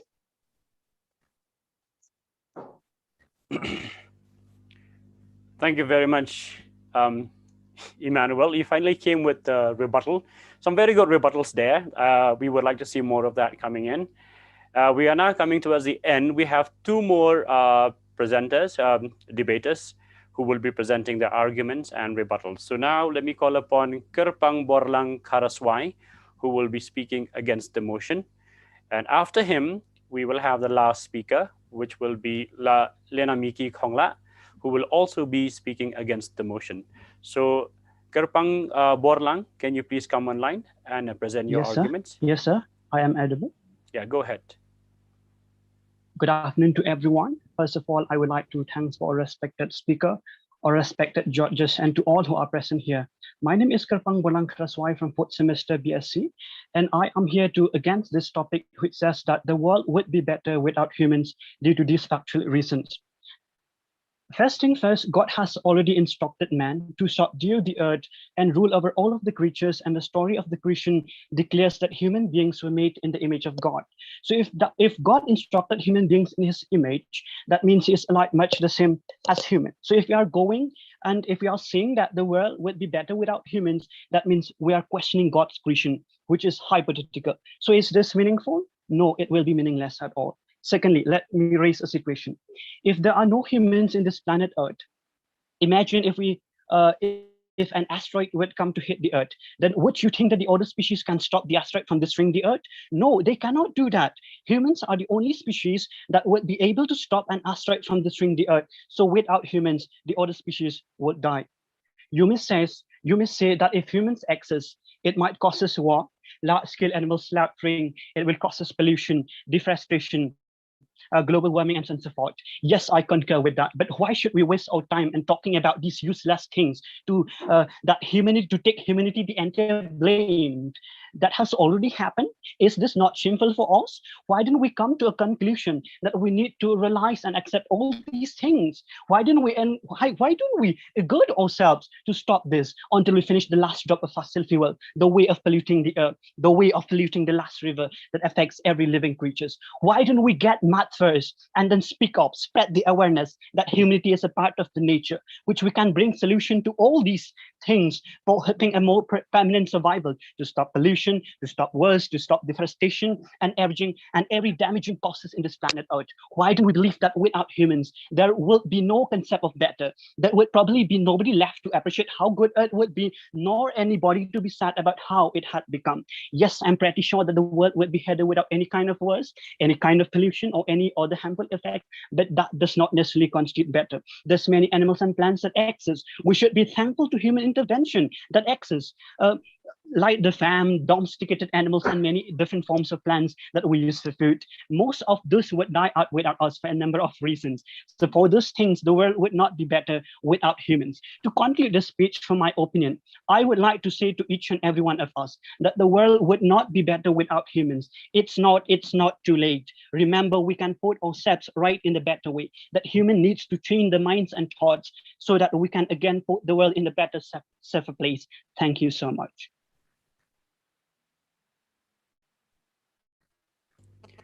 Thank you very much. We seem to have skipped one person, and that is Warsam.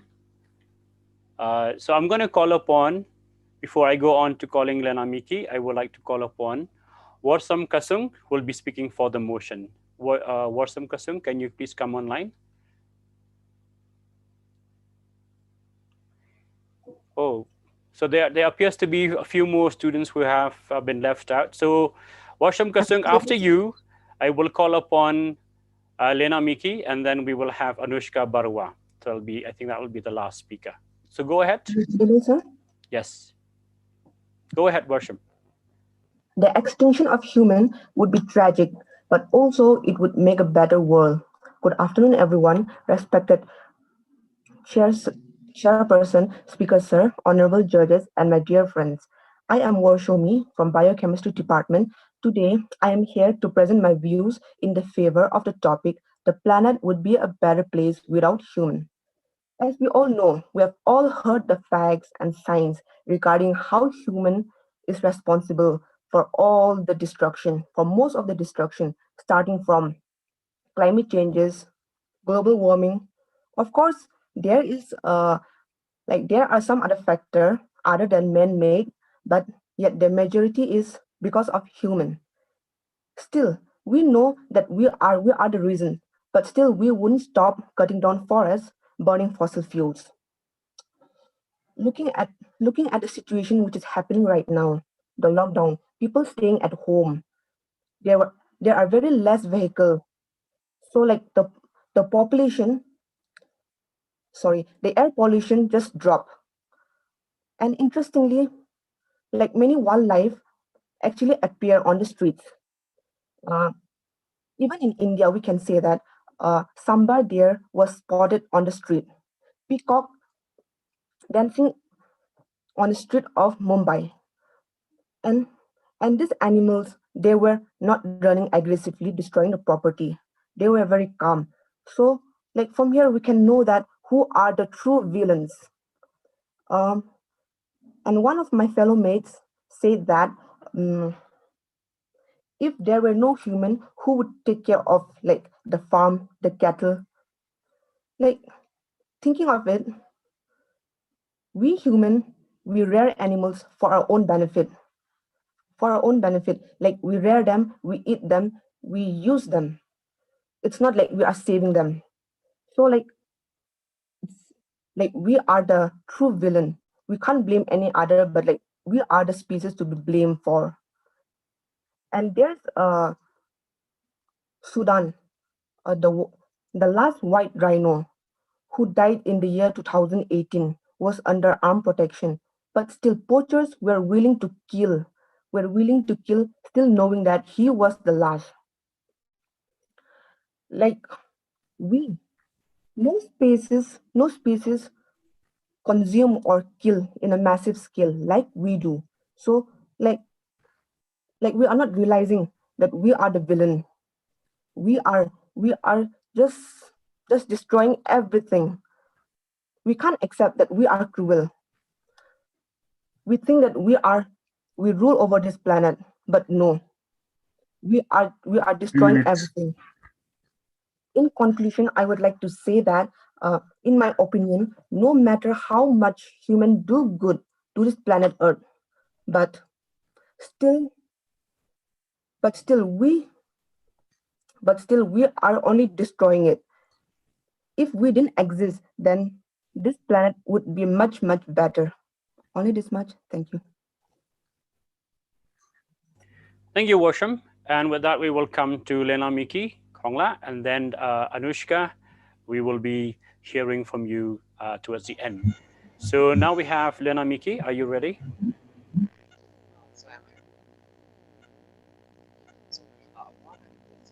Oh, we cannot hear you, Lena Miki. Can you take my microphone closer to your mouth? So now, am I right now? Okay, barely. Go ahead. So, warm and pleasant afternoon. I am Lena Miki, 6th semester students from the physics department. So, Mr. Speaker, so today I'm going to talk against a motion which feels that the planet would be a better place without humans. Mr. Speaker, so Lena Miki, I do not want you to lose out because we cannot hear you. Can you do something? Can you try and adjust your microphone and your setting? We will give you some time. In the meantime, I will go over to Anushka and ask her to speak, and then in the meantime you can adjust your settings. We are not able to hear you properly, Lena Miki, and that would take away from whatever you have to say. Would that be all right? All right, Anushka. Yes, sir.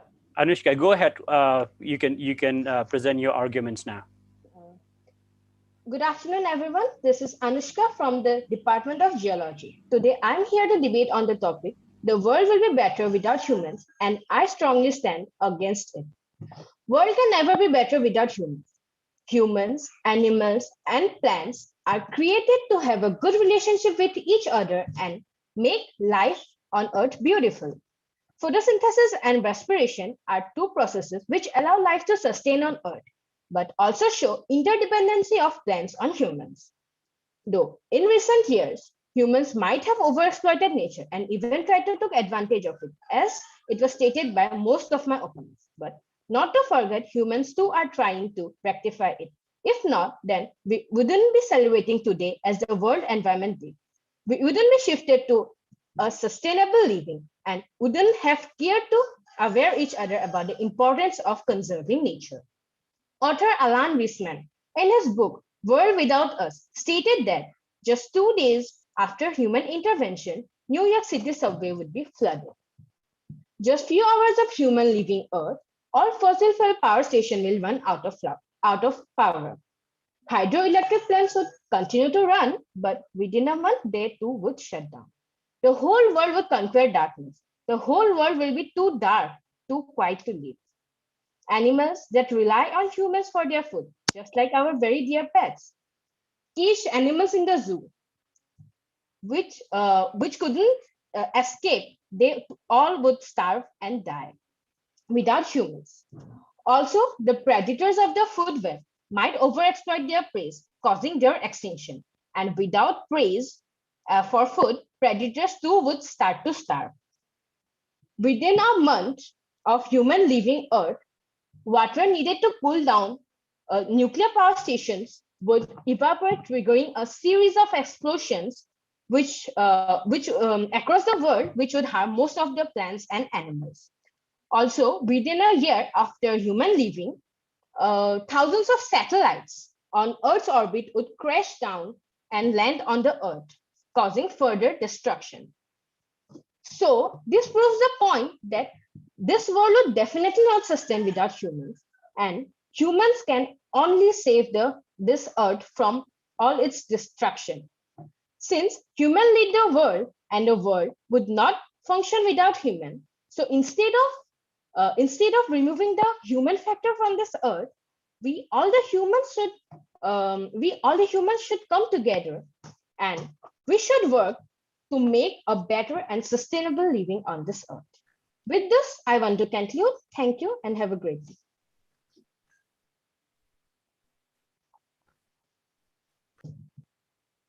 Thank you, Anushka, for your arguments and your statements. I will now go over to Lena Miki Khongla. Are you ready? So, yes, okay now. Go ahead. Very good. We can hear you very clearly. Now go ahead. A warm and a pleasant afternoon to each. I am Lena Miki Khongla, a 6th semester student from Physics Department. So, Mr. Speaker, sir, today I'm going to talk against the motion which reads that the world would be a better place without human. Mr. Speaker, sir, I firmly oppose the motion because I believe that every species in the earth, be it plants, animals, microorganisms, humans are a core integral element of the nature, and they contribute to the overall working mechanism of the planet. So if there is an imbalance in the species composition, so that would disrupt the entire system drastically. For example, the food chain. Humans occupies the very imperative traffic levels in the food chain. And the life in the food chain depends on each other. The extinction of one species, can cause trouble over the other. So if without humans, the food chain and subsequently the food waves would be thrown into chaos. Another subject I would like to argue is environmental destruction and pollution. So, while it might be true that humans, create a lot of havoc and disharmony in the environment, but not only humans, even animals and plants have the ability to do so in their own capability. For example, animals like elephants, in pursuit of their nutrition, they regularly uproot trees and bushes and stuff. Beetles, some beetles are known to infect and kill trees. So this would eventually lead to deforestation of the planet. Okay, cattle can emit a large volume of methane gas, which according to the United Nations Food and Agriculture Organization accounts for 14.5% of the greenhouse gases which cause climate change. So even invasive plants and stuff, invasive plants, they can affect the sedimentation and the soil and the chemical composition of the soil. So if the world free of pollution or demolition is an idea of, it's an idea of a better place, then that is a destination that is far from reachable.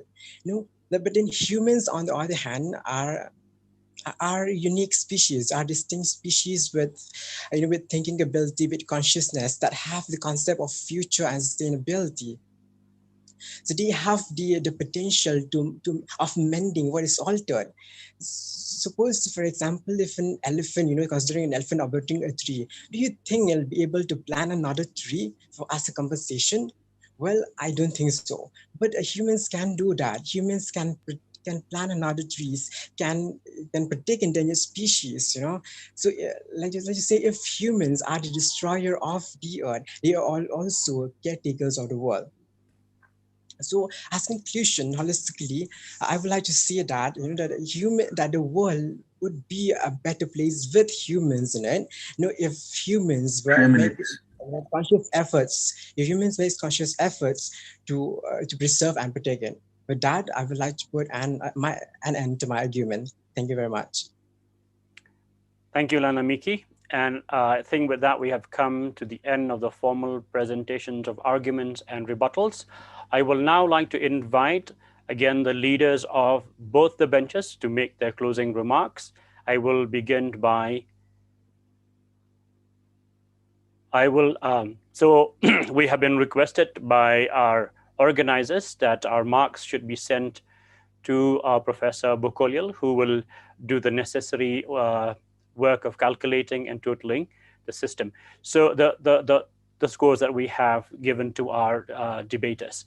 So that will take care of the tabulation of marks. And in the meantime, we will now hear from the leaders of both the benches. And I would like to invite Abhinav to kindly come forward online to make his closing remarks for the motion. Yes, sir. It was a very wonderful debate, and I was very honored, and it was a very great experience. But I really think that most of the speakers out there didn't like the main conundrum of the topic, like the planet would be a better place without humans. They never understood, because I could see only one thing. Like whenever the speakers who were speaking against the motion, they were all speaking about, like, these and that. We will conserve this. We had this. We have done that. The main thing. It was all words of wisdom, like, correctness coming to our rescue, but hypotheticals can't be answered by being strictly logical on the premise of this question. That's why it's a hypothetical in the first place. That's what I say. I have also, like, Rishabh also spoke about, like, we are not the villains. Like, we are not the villains. And the difference between other species and us is that we forgot that we are the guests, and we forgot how to walk on this planet, like not like other species. They know their limitations. They know how to, like, how to go parallel with Mother Nature. And one thing, one of the speakers also said about romanticizing stuffs, like we romanticize Mother Nature. Actually, we don't romanticize. We set a barometer. We set a barometer not for the other, not for any kind of benefits. We set the barometer for ourselves.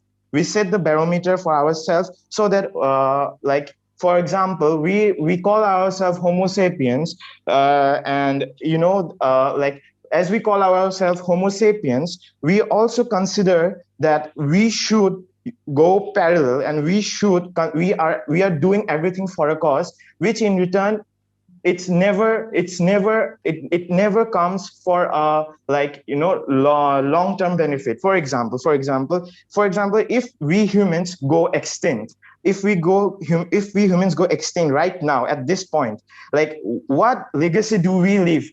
What legacy? We leave non-biodegradable waste, which we don't know, like, out of millions of years from now, I don't even think that bacteria or microorganisms will able to degrade that. We will leave stuffs which will only be harmful to Mother Nature, even when we are not around. And to this context, people also spoke about The World Without Us by Alan Wiseman. I think they did a less research about that particular American journalist, because he also spoke about areas where the natural environment exists with little human intervention, where megafauna can be found, like the Kingsman Reef and the Polymera Atoll. And these are the regions where human intervention can be seen very least, and megafauna can be observed. And due to which, at last, I want to conclude that we can't predict what the world will be 5 million years later by looking at the survivals by Douglas Irving. Thank you. And that's how I want, that's all I have to say, Mr. Speaker. Okay, thank you, Abhina, for making your closing remarks. I will now like to invite Snigdha Saikia to come forward and make her closing remarks against the motion. Thank you, sir. So it was really a nice session. All the speakers going for or against the motion.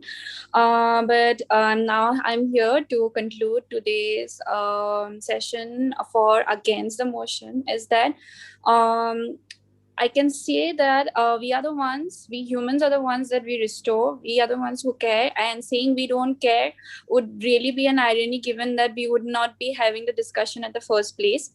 Also, we as humans are the ones who understand various issues that are going around the world and follow up immediately. There are many, issues which are naturally occurring, which we don't have any, we don't have our hands, or we are not responsible for that. There are many issues, like there is uranium leaks that are naturally occurring, and we are not responsible for that. Yet we take up the responsibility to act upon it, and it's not something that we are doing for us. We may be doing for our selfish need, but we are also in a way, being responsible for whatever is happening in the world.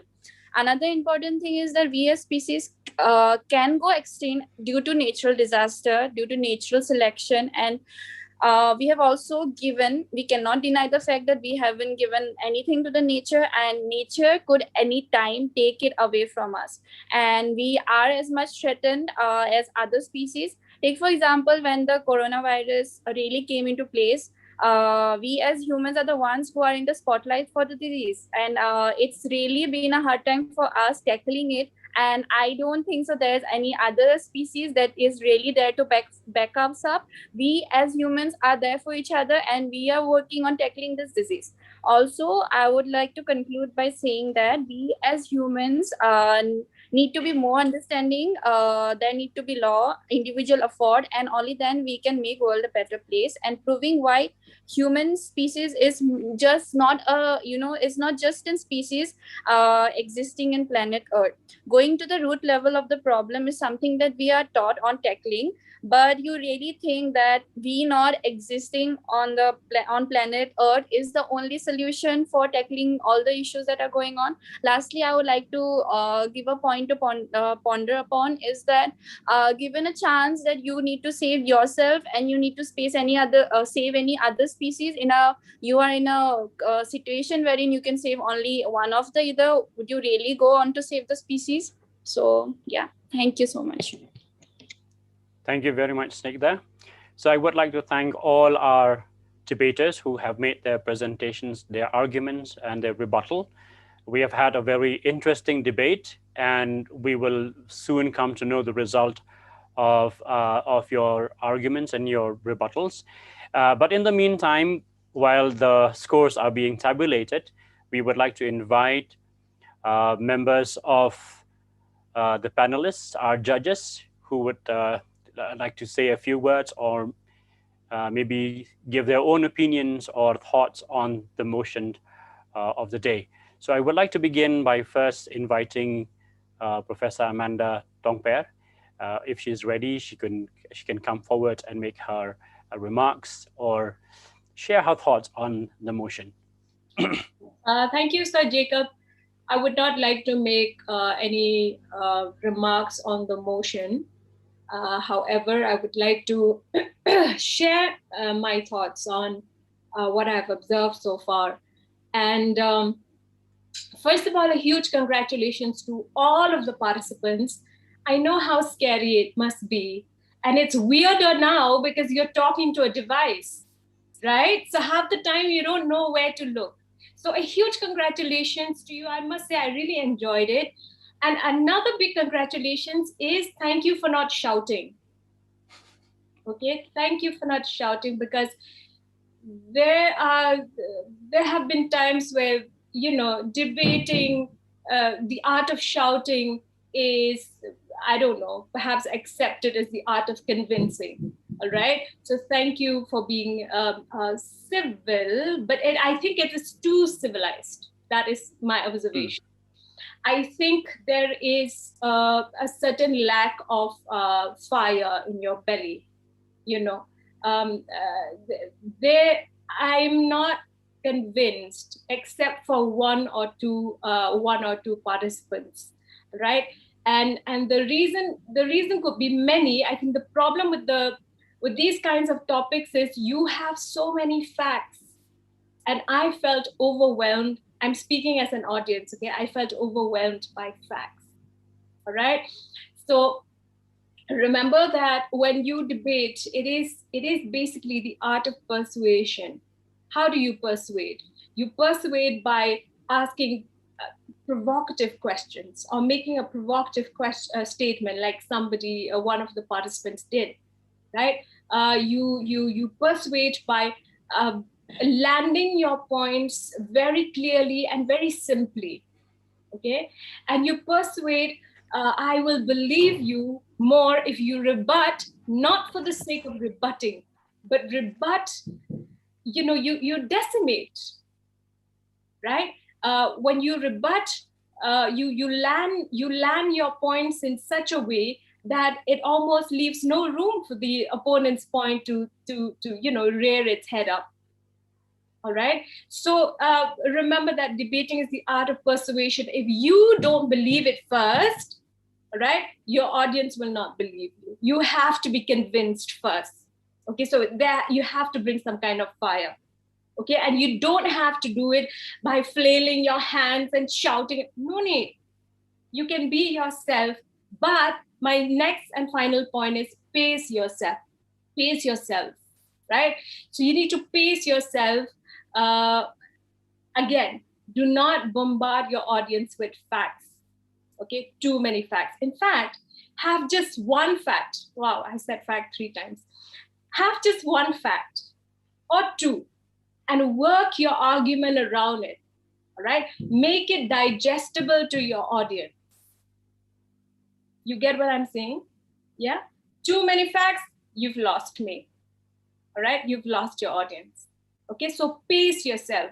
There has to be a certain push almost from behind for you to throw your points in such a way that it is digestible and convincing. Okay, so once again, congratulations to one and all, and congratulations to the Department of Botany as well. Thank you.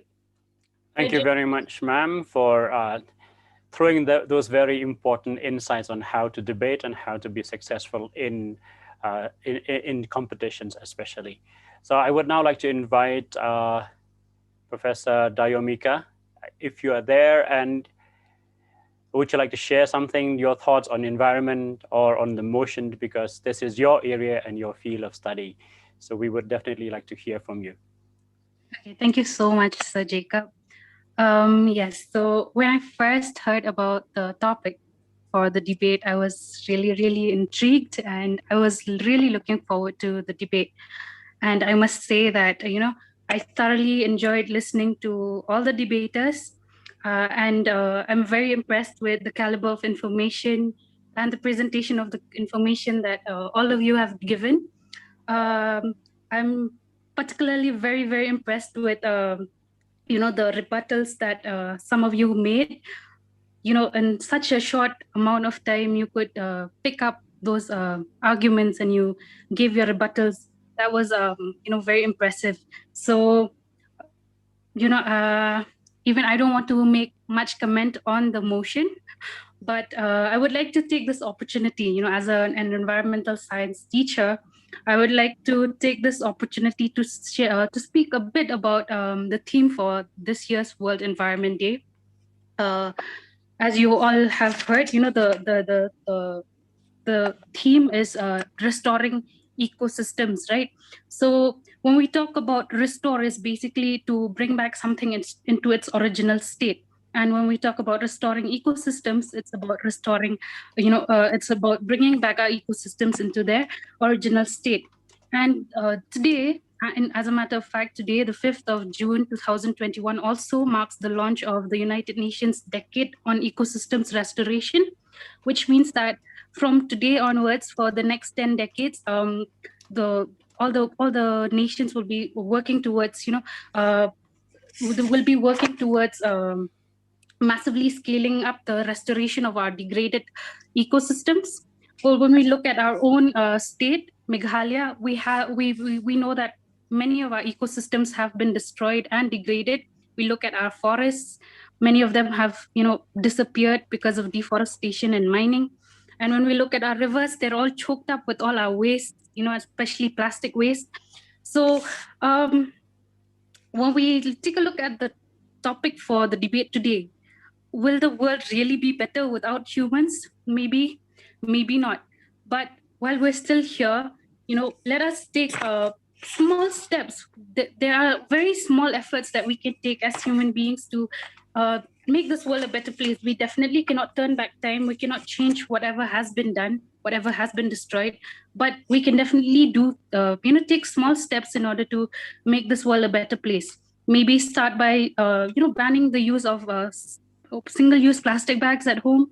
When you go shopping, maybe keep it in mind that you take your cloth bag with you.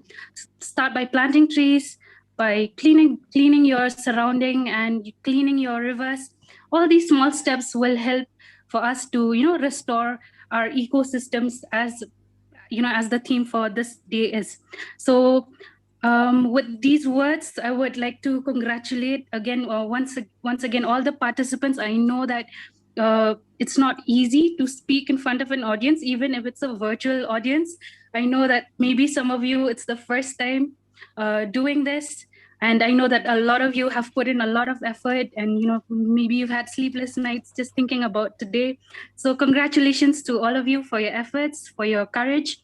Our remorse is that we cannot announce all of you as winners, but in my book, you all are winners just for being so brave and for putting your 100% best in your debate today. So with these words, I would also like to thank the Department of Botany for organizing this program today and for including me as a panelist.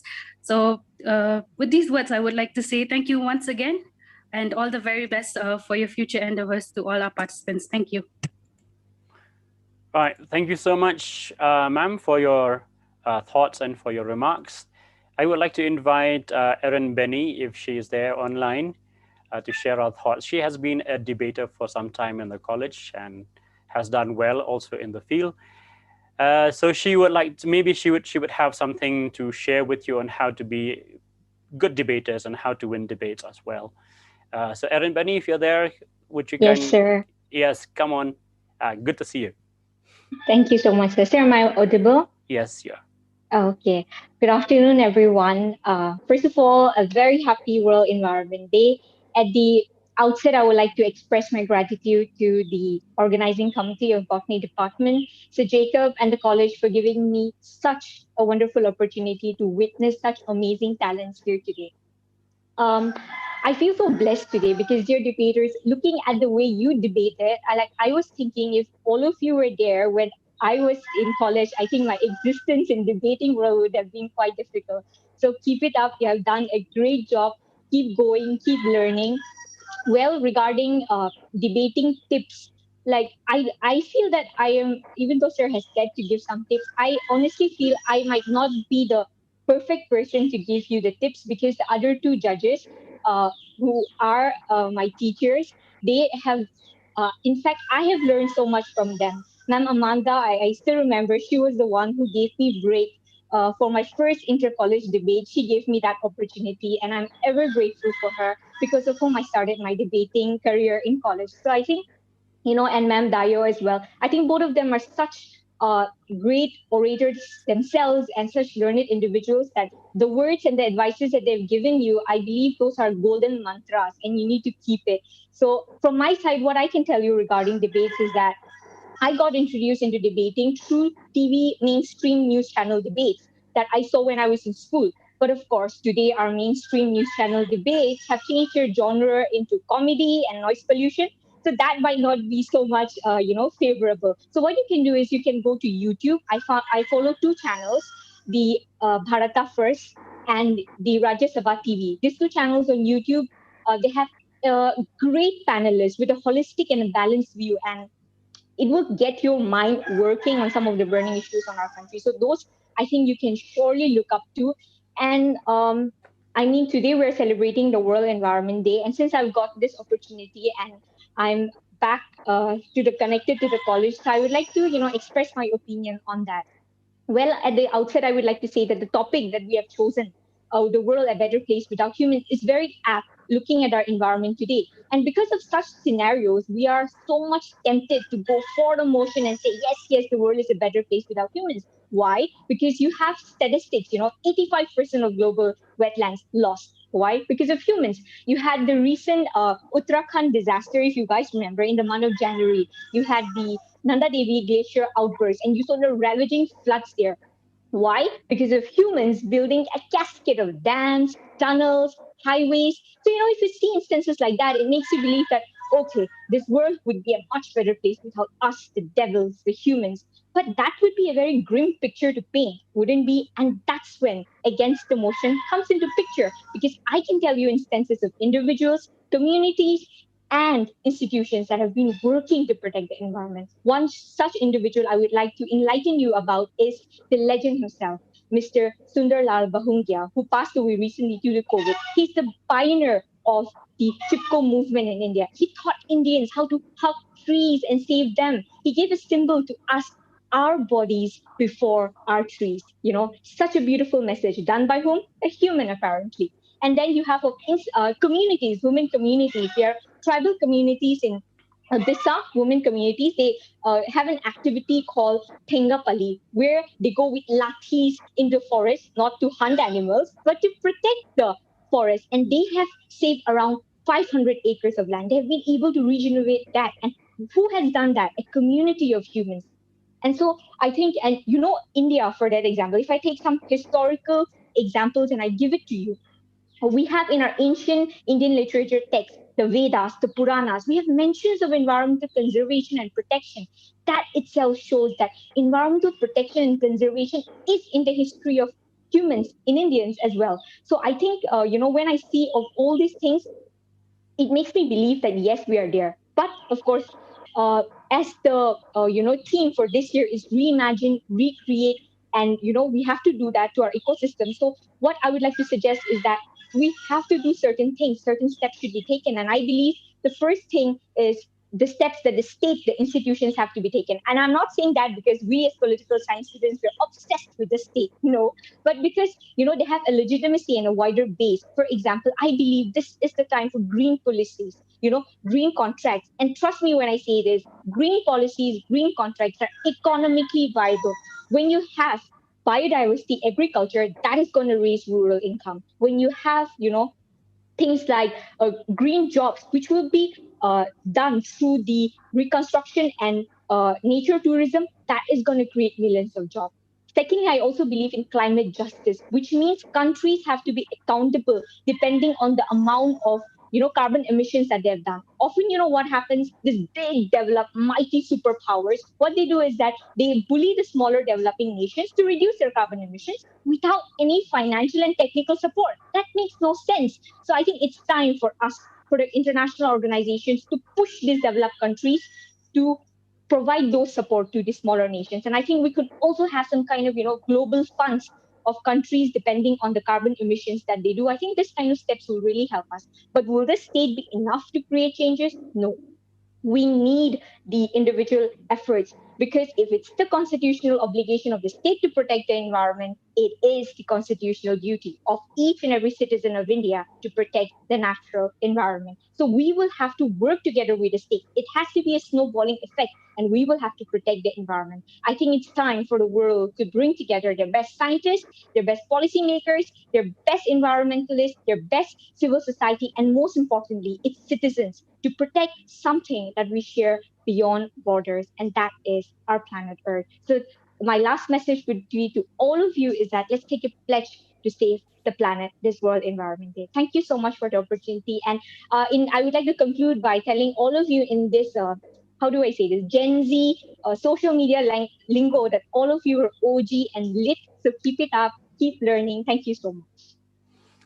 Thank you so much, Erin. Benny, you have spoken more like the Prime Minister of the country, planning the next political, change coming in the country. That's a good job, and so nicely spoken. Well done, Erin, Benny. Thank you so much for sharing your thoughts and lots of information and a lot of insight there from Erin, Benny. Now, before we come to the results, there are about 73 people who are attending this particular program. So is there anybody who would like to say a few things, or if you would like to just type it on the chat box, how many of you support the motion and how many of you are against the motion? So what we can do right now is just let's see with those of you who are in favor saying aye, those of you not in favor, sorry, saying no's. All right, I'm looking at the chat box. Those of you who are attending this program, just before we get to the end. So we've got 1 no's, 2 against the motion, 3, 4. All right. So it looks like the no's are getting there. We have one for the motion.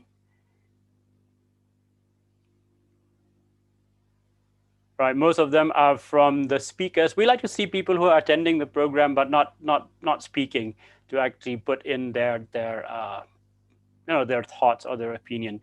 Would you stand for the motion or would you be against the motion? So you can say aye or no's.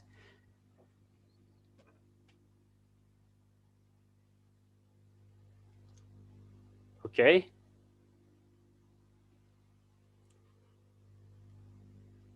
So it looks like the no's have it. The no's have it, but we are still waiting for the official results from the organizing committee. So in the meantime, I would just like to share my thoughts. These are not prepared thoughts. Basically, just closing remarks that I have picked up from all the arguments and statements made by the debaters. So it's more or less like I'm summing up whatever has been said so far, and then we shall see what the results have to say at the end. So I'm just going to read out a few points that I took down while you guys were debating. So the motion at once presents a terrifying and haunting scenario. And so imagine the Earth teeming with over 7 billion people for thousands of years, working on the Earth, creating, building, producing children and taking care of them, and generation after generation, years after years. And suddenly this Earth, this world that we know as it is, suddenly all these 7 billion people vanish all of a sudden. All right? Well, even the animals would be startled by the sudden silence. You say, what's happening? What's going on? Well, what has taken man 10 years or over 10 years, as experts say, to build on Earth would be completely destroyed and swallowed up by the Earth in a matter of 150 years or so. 10 years of everything that we have done on this Earth, the very second we cease to exist, from that very moment, 150 years or so, the Earth would start to reclaim and recolonize everything and every single space on the Earth. But what would begin the process of erasing traces of man's presence on Earth would be the systematic disintegration of every single facility and infrastructure set up by man. And as some of you have mentioned, which would explode, causing fire and destruction around them. Nuclear reactors and facilities would explode and spread radiation that will cover the Earth for months. Animals reared as pet or domesticated animals would die out or become prey to other animals. Every single thing that has been managed and cared for by man will flounder. Rivers will overflow, vegetation will overgrow, and you can think of other things as well. And then our infrastructure would disintegrate and decay, and then nature will reclaim every single space that we have taken from it. And that will have been the end of our dominion. So what has taken 10 years for us to establish on Earth would disappear in a matter of 100 years or so. But what has been seen, now this will be the end of man's dominion over Earth and over every single creature on Earth. But what has been seen as a parasitic relationship will be over with the parasite dead and gone, because that is what apparently the motion of the house is stating.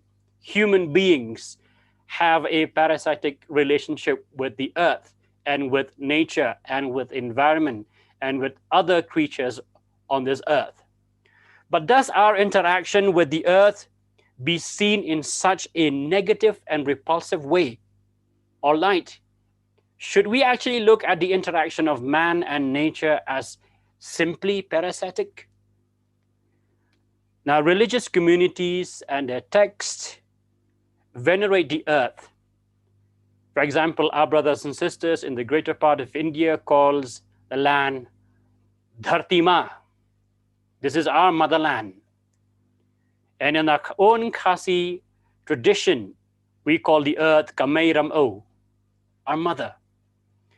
Christians are taught that they are stewards of this Earth and of every single creature on it, which means that we are permitted to consume some, but we are tasked with the responsibility to protect more. So what would be the end? So then what would be the end of a world? What would be the end of a world devoid of humans? What would be its purpose for its existence? Why would it need to exist at all? That is the question that all of you have asked. Those of you who are for the motion, against the motion, you've talked about this. But at the end of the day is, why would this Earth even need to exist if it were to exist only for itself? So the answer to these questions will find their sources in religious texts and also in some science textbooks. We are created. Now, it depends also on how we see things and how we believe in certain things, in our belief systems. It also depends on the way we interpret the world and the way we interpret our relationship with it. It also depends on our worldview. So those of us who believe we are created beings placed on this Earth, which has been created specifically for us, will see it as our home, a place specially created for all of us, so that we can come here, we can We can live on it. We can live by using the resources that have been placed on it. And so there is a purpose. This earth has been created for all of us human beings. There is a purpose, there is meaning in its existence. And its existence and its meanings and purpose is to provide man with a home, with a shelter, with resources, and with things that he would need in order to survive on it. And if we believe that we are but creatures that have mutated out of the primordial slime, as some scientists believe, that we are but evolved being, then this earth for us happens to be just an accident. This earth is just there. We just happen to evolve and to emerge out of the primordial slime. There is no meaning, there is no purpose. So we can do whatever we like with it in order to create meaning, in order to create purpose, in order to create significance. So at the end of the day, we look at this world as our home, where we are stewards to it, where we are people who have been tasked to take care of it, or we look at it as an accident on earth because we emerge out of an evolutionary process. Therefore, we are just here. So while we are here, we can do whatever we want as long as we are here. So at the end of the day, it also depends on how we look at the world and our worldview, our attitude to it. But the biggest problem, I think, that we have is because we have been very greedy and exploitative in everything that we have done, whether as Christians or religious people or scientists or people who believe in science or people who are persuaded by science or any kind of philosophy. At the end of the day, it all boils down to the fact that we have not been able to restrain ourselves, our greed, our desire to exploit as much as we can for our own selfish benefits and purposes. So at the end of the day, we need to begin reconsidering how we look at this world. And the more we exploit it, the more we are going to destroy it. And scientists keep telling us that we are nearing the edge of the cliff, and we are poised precariously on the edge of the cliff.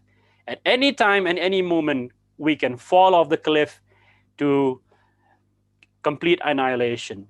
And so we need to begin reconsidering a more judicious way of interacting and engaging with the environment around us.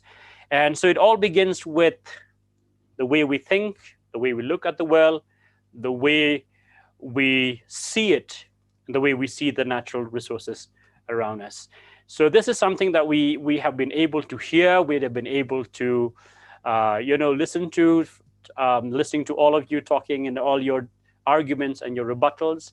And so at the end of the day, it places a huge responsibility on all of us as human beings to be more judicious in the way we make use of the resources that the earth is providing for us. Even as we are talking about whether the world will be a better place without humans, we have started to think that we can now colonize Mars, and after Mars, we do not know which other planet we will be thinking of. So this is something that we as human beings need to really deliberate on, think, and come up with a plan on how best we can interact with the earth and nature and engage with it so that we are mutually benefited by the interaction and by the engagement that we have with each other. So I think we have come almost towards the end of our program. And now we would like to go over to the results. I think the results are ready. So I have just received the result on WhatsApp, and I will try and look at this. I think I have a problem with my phone. Anyway, in a minute, I will make the announcement. Just give me another minute.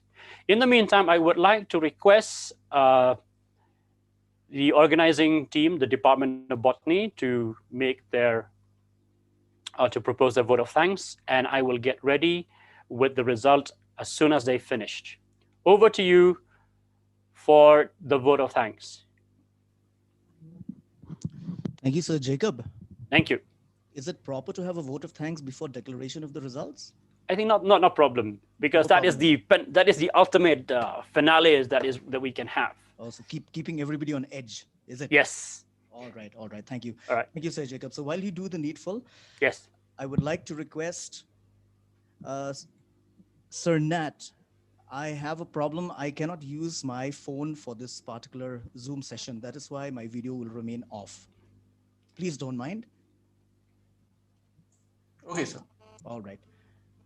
So I would like to take this opportunity to request Professor A.K. Das, one of the senior faculty of the Department of Botany, St. Anthony's College, to now propose a vote of thanks. Yeah, thank you, Manik, for handing me over the last part of the session. And as it says, all is well that ends well. So I have to select. I had selected, I have to be pretty choosy in selecting the words so that I do not, dilute the, the entire session. So it was a wonderful session. And for me, at least, I have enjoyed it right from the very beginning. And to me, it's the first time that I am commemorating the World Environment Day on an online mode. And speaking truly, I enjoyed it better than the other normal times where we had just few random planting of saplings and then just few words and then ending with a cup of tea. But here, many things have been highlighted. Many things we knew, but it was all scattered in our memory, and how these panelists have, woven them together and had at least, brought a clear picture of where we stand at this moment. And at some point of time, I'm in a dilemma that whether the Treasury bench or the opposition, who is more correct? Because I am moving from one side to the other side, trying to listen to the debate, and then every time any speaker says something, I keep on agreeing with what the fellow has said. Well, nature has its many manifestations. It unfolds in many forms, and like pandemic, COVID-19, as some of the panelists have spoken, is also a manifestation of nature. And I opined with one or two of the speakers who said that the advantages of pandemic, because of lockdown, we humans, we are all indoors, and how nature flourished.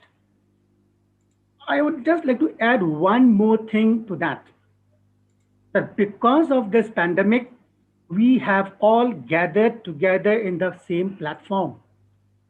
Many of us barely meet or will seldom meet, but all of us have come to this platform, and now we are no longer strangers to each other, right? Well, now the end part has come, so let me begin with thanking our principal, Brother Albert Longley Dakhar, for joining and encouraging us with his welcoming speech.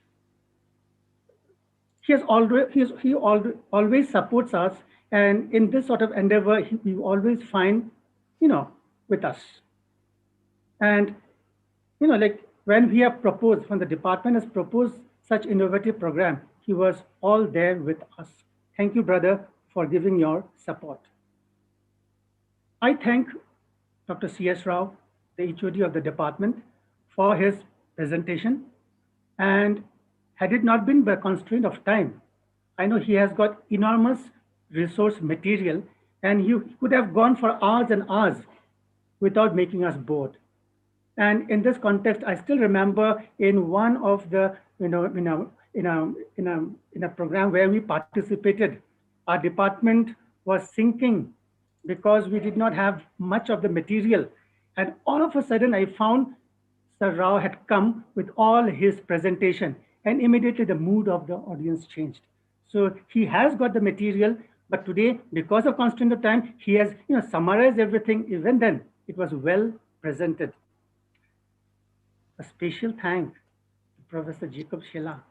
And like I was watching you, sir, and thinking how good orator, how good speaker you are. And I was also wondering that if for one day you had been the speaker of our legislative assembly, okay, as one of the judges have said, our panelists are too civilized.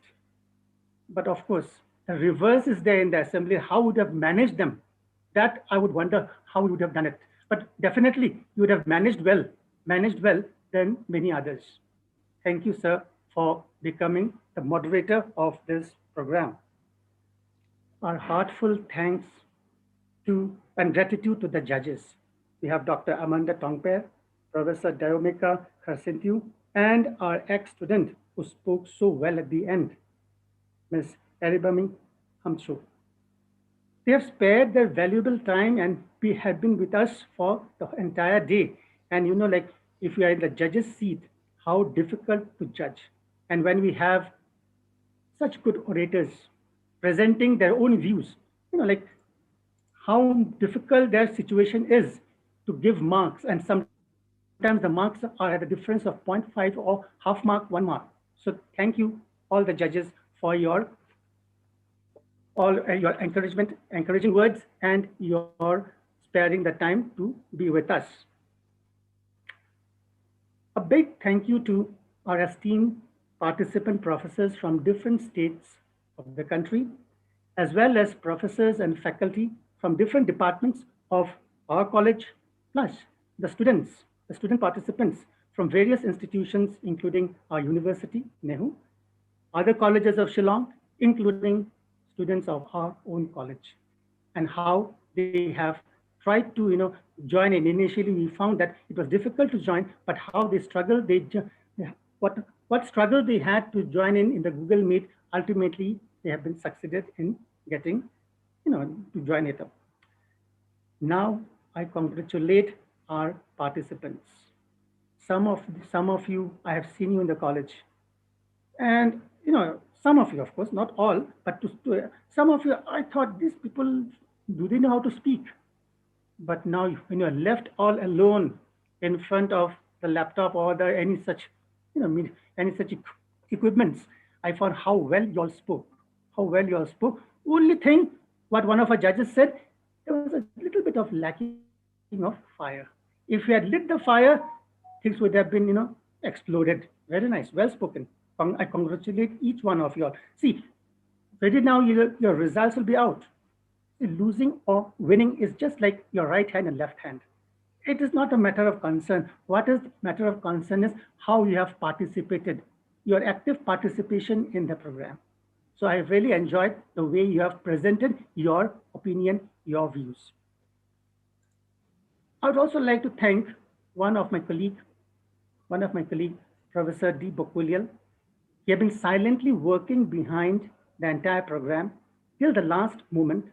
How much effort he has taken to arrange it and organize it and to make sure that things run smoothly.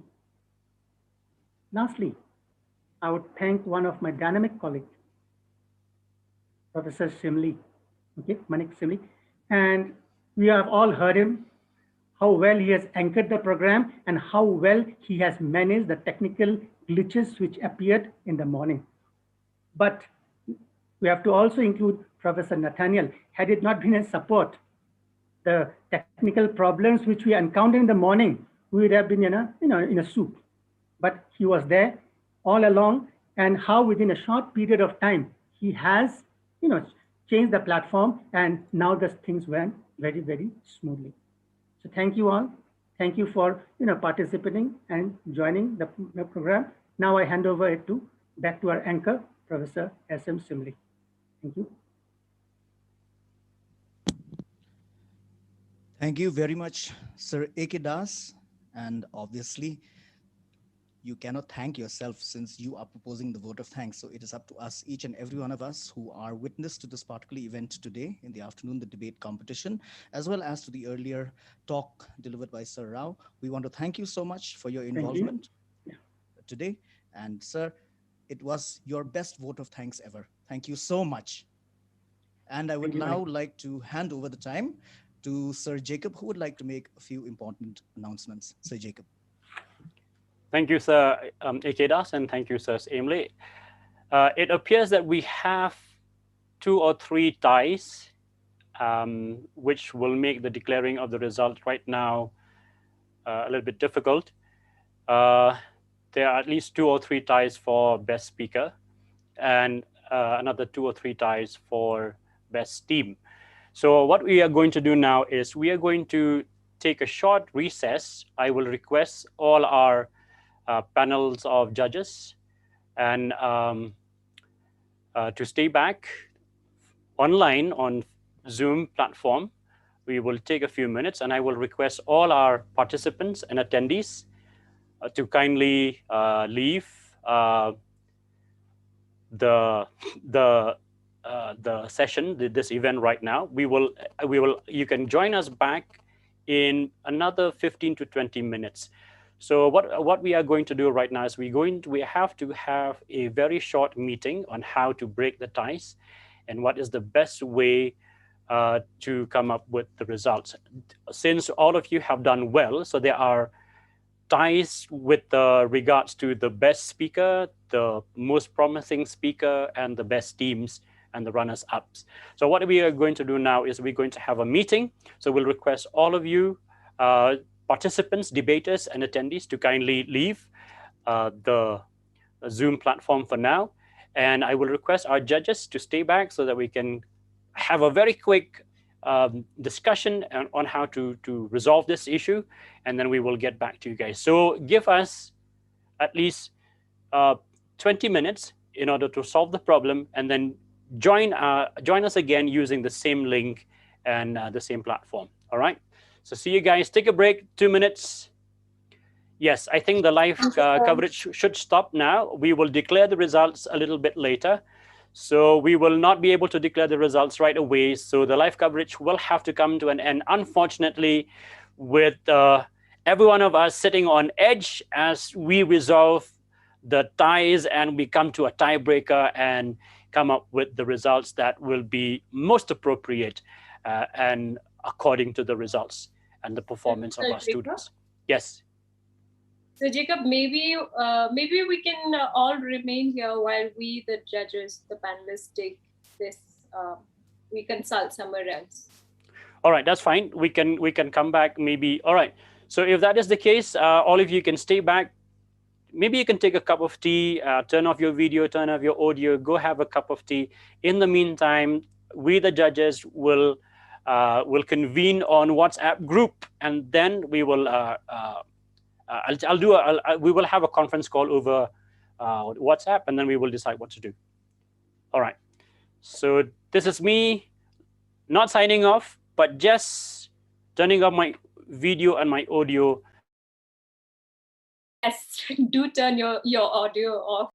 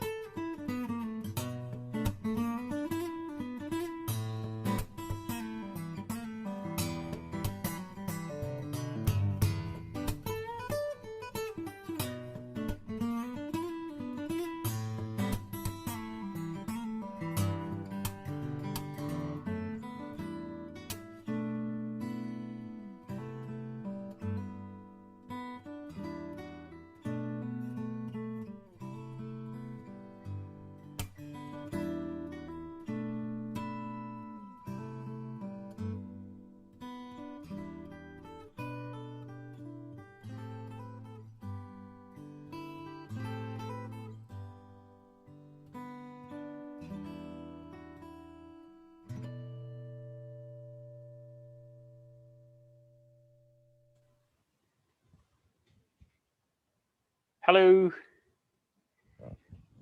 Anybody home? Good evening, sir. Hello, Jacob, hello. yeah, Yes. I'm here. Okay, good. So we have been able to resolve the issue, and I think we are now in a position to declare the results. Can we have all the judges back online, and can we have our organizers? So it has been a very fierce competition, and it is rightly so for us to be caught in a bind because of the marks, that tying, that 2-3 ties, and even with the team members, even calculating the team score was also problematic because there were ties. But we have been able to resolve, we have done the calculations, and now we are in a position to declare. So all of you are requested to turn on your videos and keep your audios on mute. I will make the declaration right now. So first of all, let us start with the declaration of the most promising speaker. The most promising speaker. We do not have humorous speakers, by the way, so I'm very sorry. I think it was a very serious topic, so we cannot afford to laugh at it and to make people laugh. But there could have been some humor, but in this case, there was not. So even though there was not, it was still a very, very good debate. So the award for the most promising speaker, as judged by our panels of judges, goes to Nilav Akash. Can you turn on your audios and clap for him? Nilav Akash, can we just see you for a brief minute? Good. Congratulations, Nilav Akash, Thank you, sir. congratulations on being a judge, the most promising speaker. Thank you, everyone. I'm so glad. I'm so happy. Thank you, the jury. Thank you, the department, for organizing this. I have always been very interested in such speaking competitions, and this is a great moment for me. Thank you so much. And also, I would like to thank my partner, Snigdha, from the 6th semester. We discussed a lot, and we could really do well. So thank you so much, everyone. Thank you. Congratulations. Okay. And then now for the best speaker award, as judged by our panel of judges, Christina Lalsamwali. Where are you, Christina Lalsamwali? Let's give a clap for Christina Lalsamwali. Where are you? We want to see you. I think she's gone off to have. Christina, where are you? I think she's gone off to have tea. Somebody call her and tell her that she has won the Best Speaker Award. All right, in the meantime, while we're looking for Christina, I would now like to make the announcement of the best teams. But I would like to first of all start with the honorable mention of a team that came so close to being the runners-up of today's team, missing by a 0.5 difference. And this is the team of Rikshita Bhattacharya and Warsam Kashung. So let's give a clap to this honorable mention, a team of Rikshita Bhattacharya and Warsam Kashung. Okay, very good job. You guys scored 38 only, and so you missed by 0.5 to become the second runners-up, the first runners-up. Sorry. Now, the first runners-up, or the runners-up, sorry, of this debate competition is scoring a total point of 38.5. Dikshita Mazumdar and Emmanuel Kyangte. Where are you? Dikshita Mazumdar and Emmanuel Kyangte. Let us give them a round of applause. Can we hear from them? All right. Thank you very much, everyone. That's great. Okay, Emmanuel Kyangte and Dikshita Mazumdar, you have been a judge as the runners-up team in this debate competition. Congratulations to you too. Thank you, sir. Thank you so much. Thank you, sir. Thank you. Thank you, everyone. Okay, now the best team, the champion of this debate competition is the team of Snigdha Shikhar Saikia and Nilaf Akash Barua. Thank you, sir. Thank you so Congratulations, Thank you you so have much, scored sir. a total points of 41, combined points of 41. So Snigdha and Nilaf, congratulations on being adjudged the best team, the champion of this debate competition. Thank you so much, With that, Thank you so much. thank you. With that, we have come to the Congratulations, end. Nilaf. Yes, we have come to the end of this Congratulations to you debate too. competition. Much awaited, anticipated, expected, prepared for, and now it's done and over with. And we are very happy to have the results. Congratulations to the winners, and congratulations to all of you who have participated, given your heart and soul to present your arguments and your rebuttal. And we know that we have learned something from this debate. We are going to come back stronger. We're going to debate better, and we're going to give a rebuttal that will stand its stead. All right. So now I would also like to thank, on my behalf, on my own behalf, personal behalf, I would like to thank my colleagues, Amanda, Dayo, and Erin Benny, for accepting my requests from each one of them to be our judge, and they accepted the invitation without any hesitation, and they have done a good job and helping, especially in breaking the ties that we had this afternoon, and we have been able to successfully conclude the debate at this moment. So I would now like to hand over the rest of this time to... Sir Jacob, can we see if Christina has... Yes, I would like to see Christina Lalsom Swali. I'm sorry, I'm massacring people's name. It's Lalsom Wali. Lalsom Wali. Can somebody call up Christina, please? Well, never mind. Okay. Anybody can contact Christina?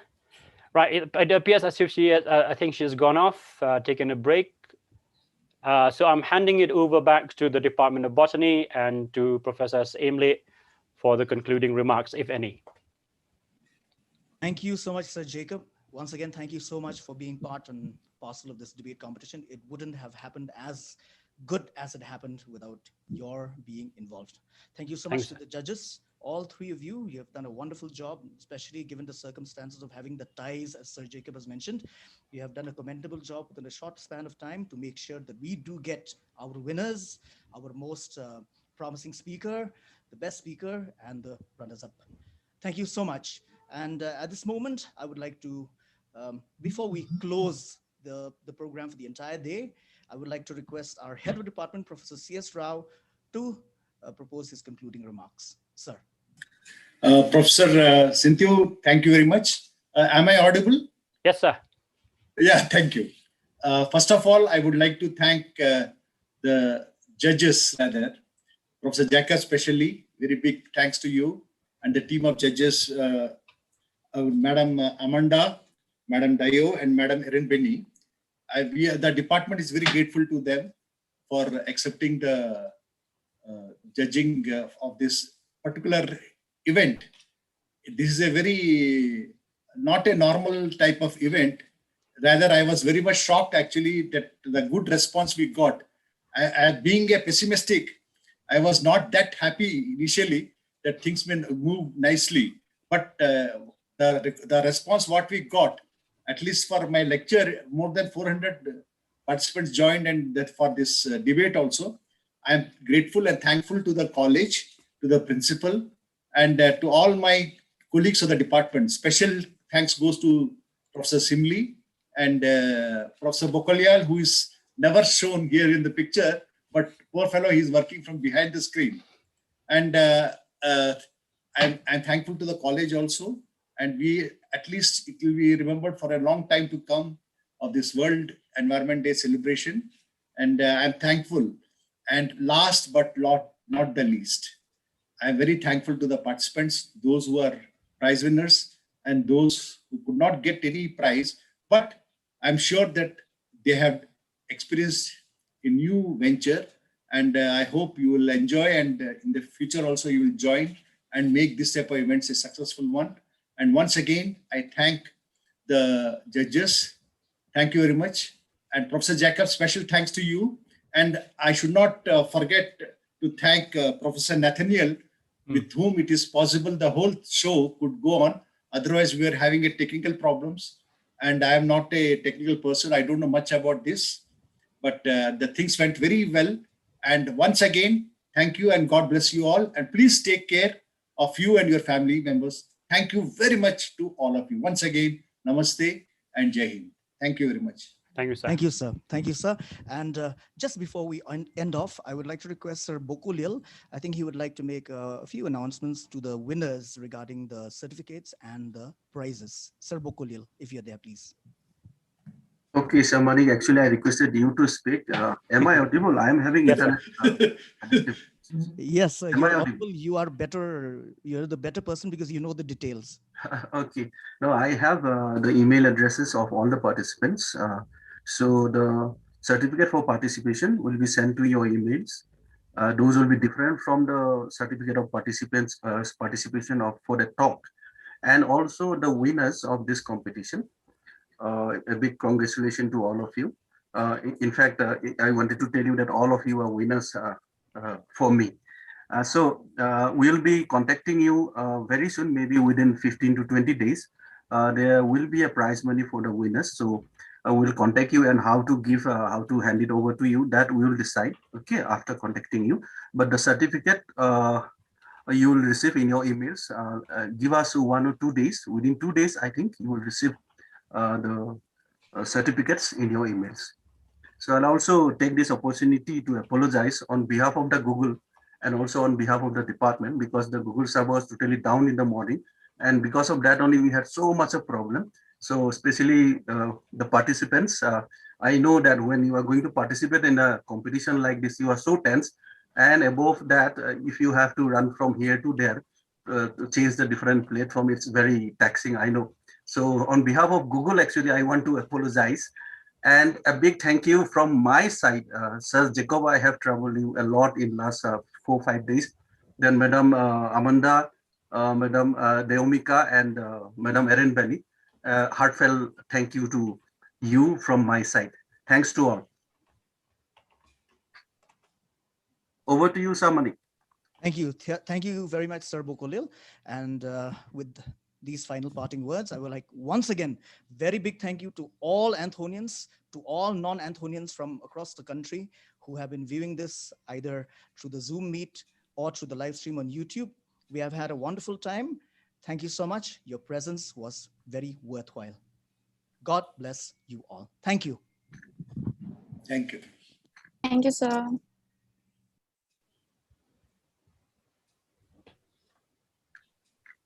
Thank you, everyone. Thank you. Thank you. Thank you, sir. Nathaniel, if you can hear me. Thanks a lot. Thank you. Signing off. Yes, sir.